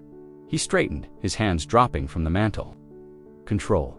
This isn't about control. It's about loyalty to your husband. Loyalty works both ways, she said. You don't get to treat me like an accessory for years and then demand fealty when it's convenient for you. I'm not here to shield you from competition. I'm here to manage what I've been entrusted with, and I'll do it on my terms. For a moment, there was only the sound of the clock ticking on the wall, its measured rhythm cutting through the stillness. Richard's eyes narrowed, the muscle in his jaw flexing. You think this makes you powerful? But all it does is make you a target. And when they're done with you, when you've made a mess of it, don't expect me to pick up the pieces. Evelyn rose from the sofa, moving to stand directly across from him. I've been a target before, Richard. The difference now is that I have the means to defend myself. And as for picking up pieces, you've never been in the habit of doing that, for me anyway. His mouth opened, then closed again, the retort failing to form. She could see him wrestling with the fact that every insult he'd ever thrown at her was now a brick in the wall between them, a wall she had no interest in tearing down. I'll be in the study, she said finally, her tone calm, final. You need to speak to me again tonight. Make sure it's about something worth my time. She left him standing by the fire, his anger unspent, his sense of control slipping further away with every quiet step she took down the hall. The glass doors, too, surrounded by high-backed chairs. Floor-to-ceiling windows framed the skyline, the late morning sun casting clean light across the glossy wood.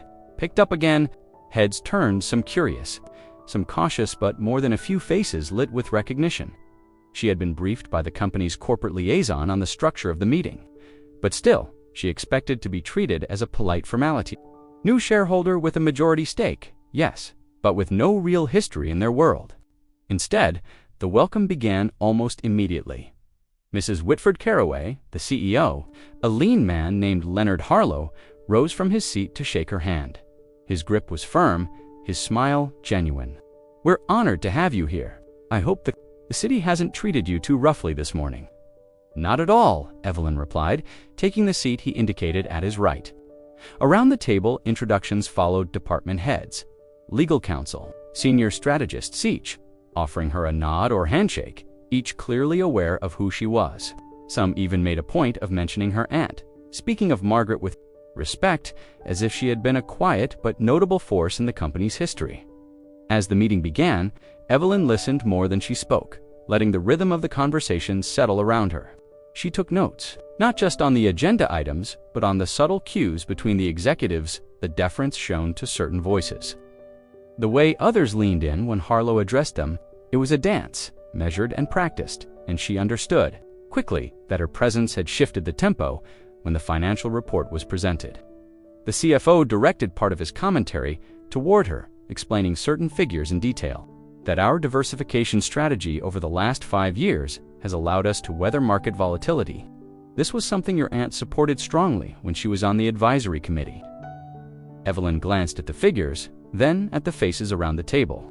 Deliberately, there was a pause, then a nod from the CFO. Yes, ma'am, very much so. Through the remainder of the meeting, she asked questions sparingly but precisely about merger talks, about upcoming product launches, about long-term sustainability in their overseas operations. Each time, she noticed the room grow just slightly, more attentive, as if they were recalibrating their expectations of her. By the time they reached the final agenda item, an upcoming vote on a key expansion initiative, Harlow leaned toward her.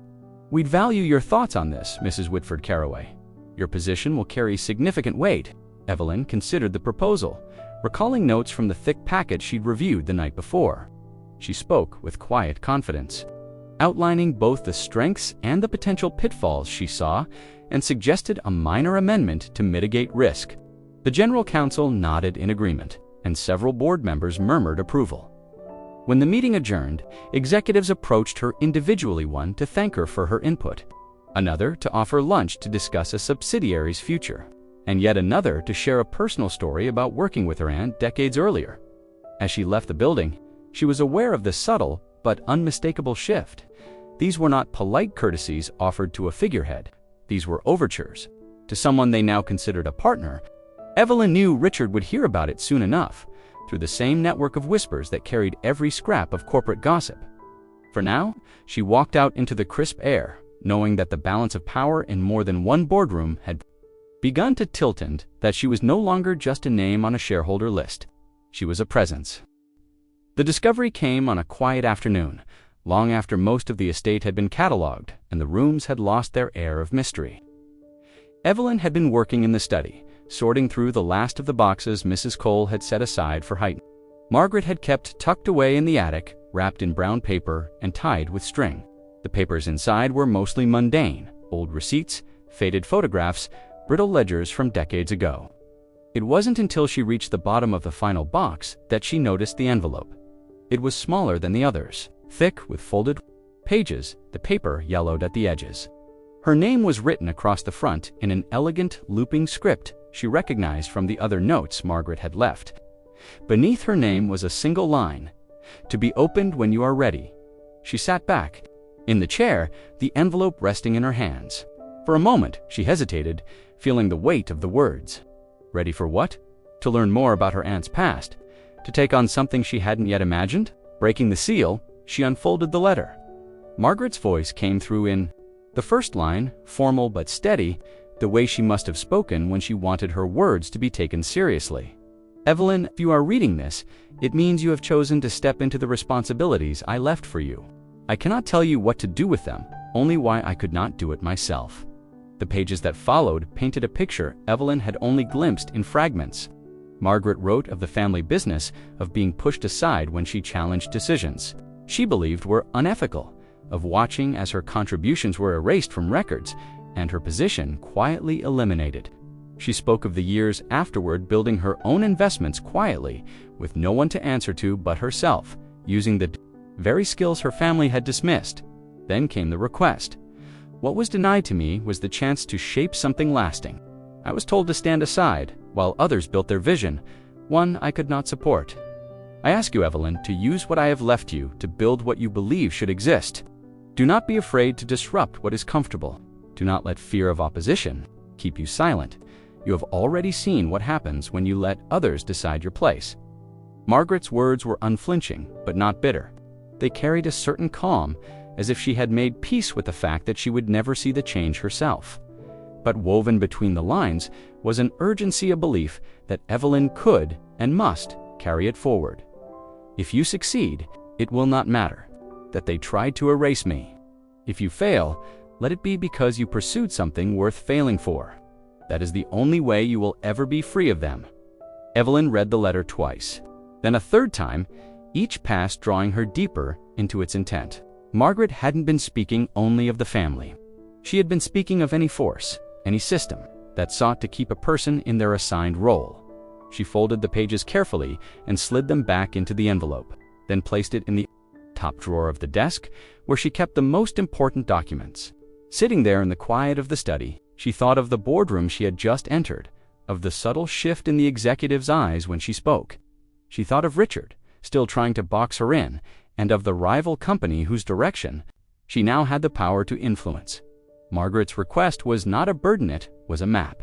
and Evelyn knew she was already walking the first miles of it. The decision wasn't impulsive. It had been forming for months, each moment of Richard's condescension adding another layer to the quiet certainty in Evelyn's mind. By the time she walked into her attorney's office that morning, the choice was no longer a question but a conclusion. She sat across from the polished desk, the city humming faintly through the window behind her, and slid a folder forward. Inside were the documents she had gathered: financial records, property agreements, and the evidence of her sole ownership of the inheritance Margaret had left. Her attorney, a composed woman named Lillian Hart, glanced through the papers with practiced efficiency. "You're sure about this?" she asked, looking up briefly. Evelyn nodded. "I'm sure. I've been sure for a while." Lillian set the folder aside. "We'll file on grounds of irreconcilable differences. Given your separate holdings, this could be straightforward, but Richard strikes me as the type who won't let it go easily." "He won't," Evelyn agreed. "But that's his problem, not mine." Filing took less than an hour, the signatures flowing across the crisp pages in deliberate strokes. As she signed the final line, Evelyn felt no rush of triumph, no dramatic release, the calm of a door closing behind her. She had thought there might be grief in the act, but there was only clarity. That evening, she returned to the house and found Richard in his study, leaning back in his leather chair with a glass of whiskey in hand. He looked up when she stepped inside, his brow furrowing slightly at the envelope she carried. "What's that?" he asked. She placed it on his desk, the sound of it settling louder than it needed to be. "Divorce papers." For a moment, he didn't move, as if the word hadn't registered. Then his expression shifted, first confusion, then incredulity, and finally a slow, sharp-edged smile. "You're serious?" "Yes," she said simply. He leaned forward, resting his elbows on the desk. "This is about Strathmore, isn't it? You think you can embarrass me in the market and walk away clean?" "This isn't about the market," she replied. "It's about the way you've treated me for years, about the fact that you've made it clear, in words and in actions, that you see me as an accessory, not a partner. I won't live like that anymore," Richard scoffed, taking a sip from his glass. "And you think the world will treat you better on your own? You're walking away from the one person who knows how to handle what's coming?"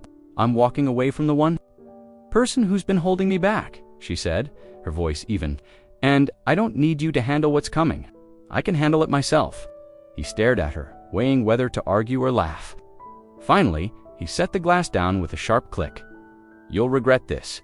"Maybe," she said, turning toward the door. "But I'll regret staying more." As she walked down the hall, she felt the weight in her chest ease, not completely, but enough to breathe more deeply. There would be challenges ahead. Richard would make sure of it, but they would be hers to face, no longer shared, no longer compromised, no longer filtered through his arrogance. In the quiet of her own room, she opened the top drawer of her nightstand and took out Margaret's last letter. She read the final paragraph again, the one about building what had been denied, and realized that this too was part of it. Some things had to be torn down before anything new could be built. By the time the sun set, the papers were in Richard's possession, the decision irrevocable. Evelyn closed the door to her room and let the silence settle like a promise. The first cracks in Richard's empire appeared quietly, almost imperceptibly. At first, it was just a whisper in the financial press about a contract slipping through his fingers, a high-value logistics deal he had been courting for months. Awarded instead to a smaller, more agile firm. He dismissed it to his board as an anomaly, the kind of market unpredictability every business encountered now and then. But Evelyn knew better. The smaller firm was not a random competitor. It was one of the companies within Strathmore's expanding portfolio, a venture she had personally approved for a strategic partnership by the following quarter. The losses were harder to ignore. A major government supply contract, one Richard had considered a guaranteed win, was awarded to another rival one that had just completed an infrastructure overhaul with Strathmore's backing. Industry analysts began to note a pattern, though few could trace it directly to Evelyn's influence. The headlines framed it as market realignment, but inside Richard's offices, the tone was far less neutral. Reports from his sales teams grew grim. Clients who had once been loyal were now entertaining offers from competitors. Margins thinned, not from mismanagement, but from the kind of precision undercutting that only came from someone who understood the inner workings of his strategies. Evelyn had never been privy to his confidential documents, but she had listened. All those years absorbing his boasts, his frustrations, the way he described his moves as though explaining them to a disinterested audience. She had remembered more than he had realized. The tension in his boardroom was palpable. Shareholders began to press for explanations, questioning whether his aggressive expansion plans had been poorly timed or overly ambitious. Richard responded, with his usual bravado, promising a rebound. But his words rang hollow against the steady slide of quarterly reports. One particularly damaging blow came in the form of an international shipping alliance. Richard had been negotiating for months, seeking exclusive rights to a port that would have given his company a significant logistical advantage. Strathmore, under Evelyn's guidance, stepped in at the last moment, offering more favorable terms. And securing the deal, the news broke on the same morning his quarterly losses were published, and the market's reaction was swift. His stock dropped 6 points in a single day.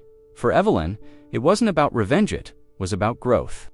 Every move she made was aimed at strengthening her ventures, aligning with Margaret's vision of building what had been denied to her. That it happened to dismantle Richard's dominance was a consequence, not the goal. Still, she couldn't ignore the irony. Richard, however, saw it as nothing but betrayal. He began making desperate plays, slashing prices, overextending resources, and chasing deals that drained capital without delivering returns. His top executives started leaving, some for direct competitors, others for entirely different industries. The exodus was quiet at first, but soon it became impossible to disguise. The final blow came when a longtime supplier terminated their contract, citing strategic incompatibility.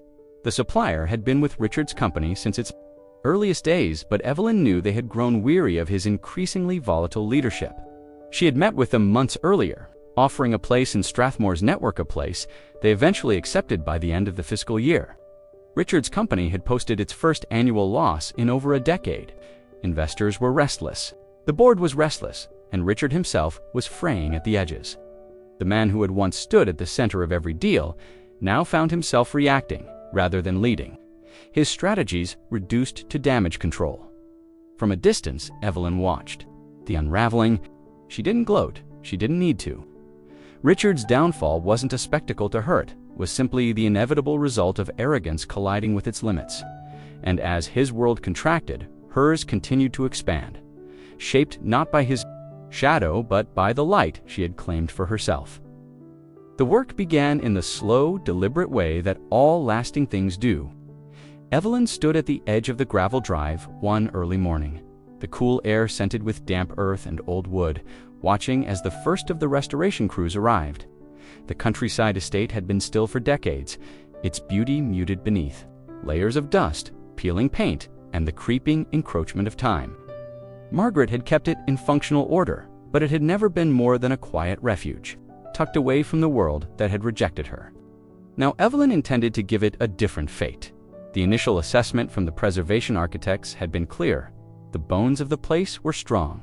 The stone foundation, laid more than a century earlier, remained unshaken. The timber beams in the Great Hall were darkened by age but sturdy, each one holding the weight of the roof with quiet dignity. Yet the finer details, the carved banisters, the leaded glass windows, the faded murals in the dining room were in danger of disappearing if nothing was done. Evelyn insisted on authenticity. She wanted the estate to reflect not just its architectural heritage, but also the life Margaret had lived here. Craftsmen skilled in traditional methods were brought in from neighboring towns, some working with tools that had hardly changed in 100 years. Local historians were consulted to ensure that every replacement, every repair, honored the estate's origins. It was not the fastest route, nor the cheapest, but Evelyn understood the point of this place wasn't efficiency, it was permanence. As the weeks turned into months, she walked the grounds daily, often with Mrs. Cole at her side. The old housekeeper, though retired from her duties, still knew every creak of the floors, every corner where sunlight fell just right in the afternoons. Together they discussed what to keep and what to return to its original form. The gardens, long overrun with wild growth, were gradually tamed into their former symmetry. each pathway bordered with lavender and roses, as Margaret had once described to Evelyn in the pages of her journals. In the study, Evelyn made a choice to leave certain things untouched. Margaret's desk remained as it had been the day Evelyn first found it, with the worn leather blotter and the brass lamp casting its warm amber light. Visitors would one day see this room exactly as it had been, a preserved glimpse into the private world of the woman who had built the fortune, Evelyn. Now held by the time scaffolding came down from the exterior walls, the transformation was visible from the road. The slate roof gleamed again, every tile reset. And the ivy that had once strangled the stone was carefully trimmed back to frame rather than consume. Inside, the floors shone with the deep luster of restored oak, the plaster walls returned to their soft, original colors. When the work was finally complete, Evelyn held a small gathering. Not a lavish celebration.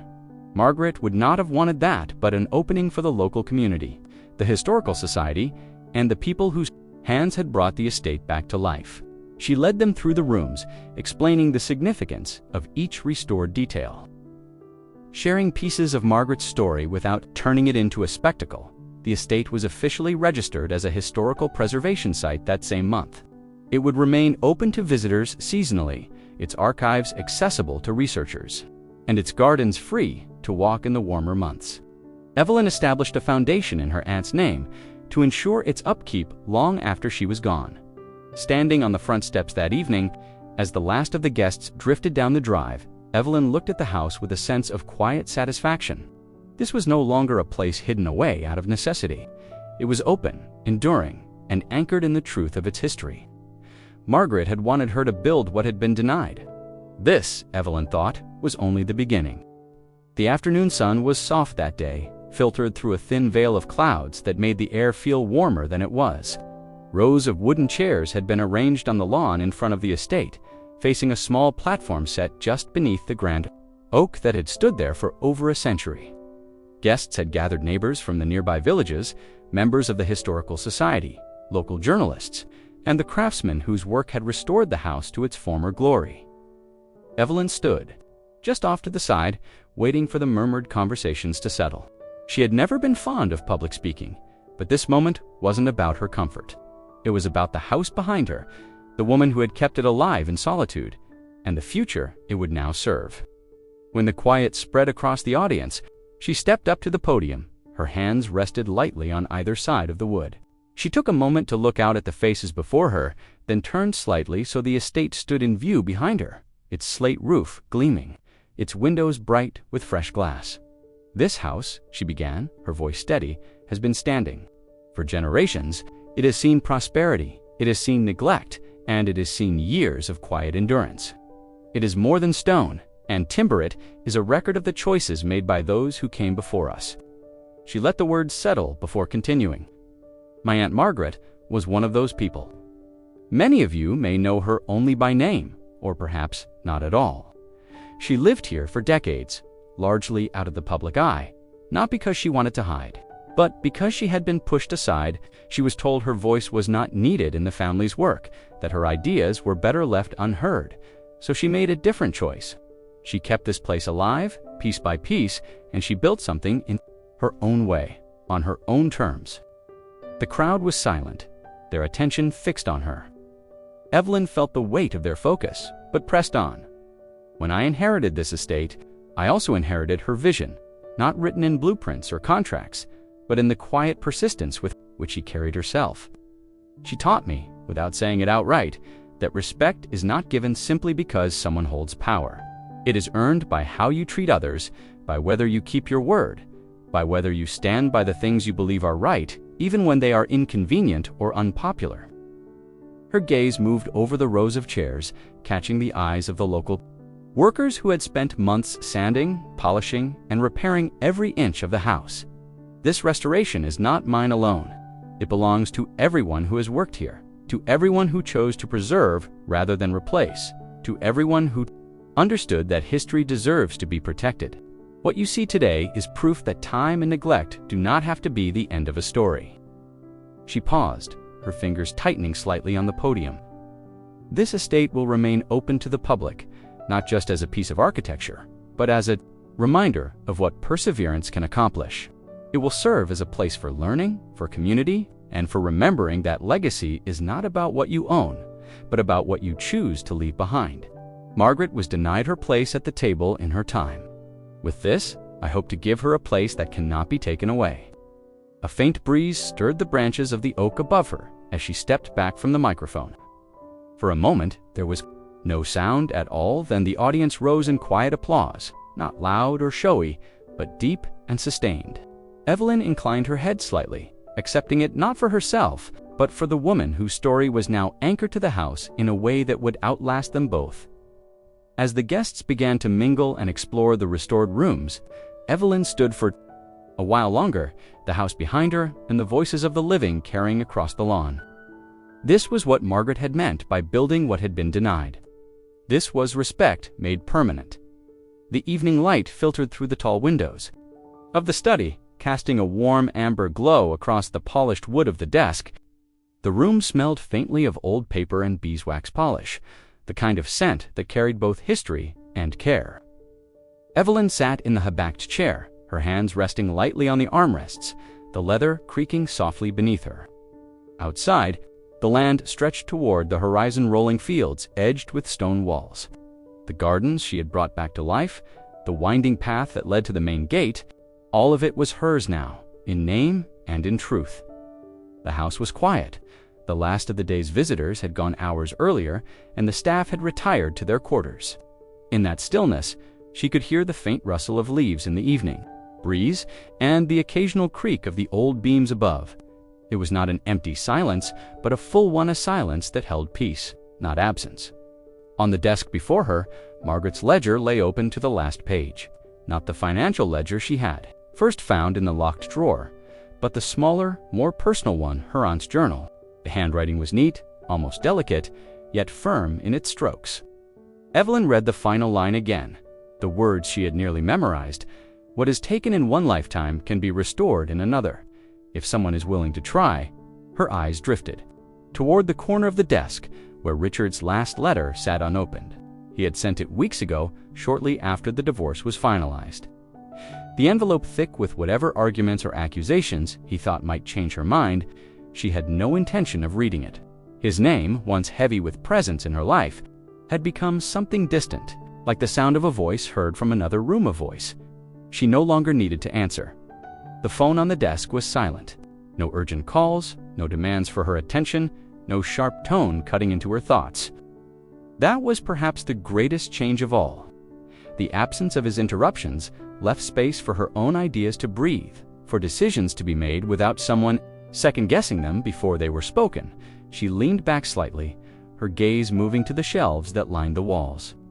The books Margaret had collected remained where they had always been, their spines worn from use. Some had slips of paper tucked between the pages, marking passages her aunt had found worth remembering. Evelyn had started reading them in the evenings one by one, feeling as if each chapter gave her another conversation with the woman she wished she had known better in life. The estate, the shares, the companies, all of it had grown into something she could manage with confidence. But here, in the study, none of that mattered as much as the fact that she had kept her promise to herself. She had walked away from the man who called her useless, not in anger, but in certainty. She had built something that could not be taken.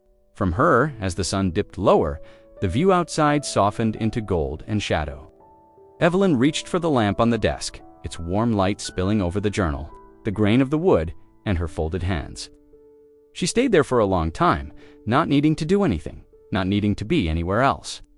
This was her place, now solid, unshaken, and hers alone. When the first stars began to appear beyond the windows, she closed the journal gently and set it aside. The victory she felt was not the sharp, fleeting rush of conquest, but the steady, enduring kind that settled deep into the bones. Richard's name was fading, almost gone. The land, the house, and the life she had shaped in its shadow were all that remained. They were more than enough.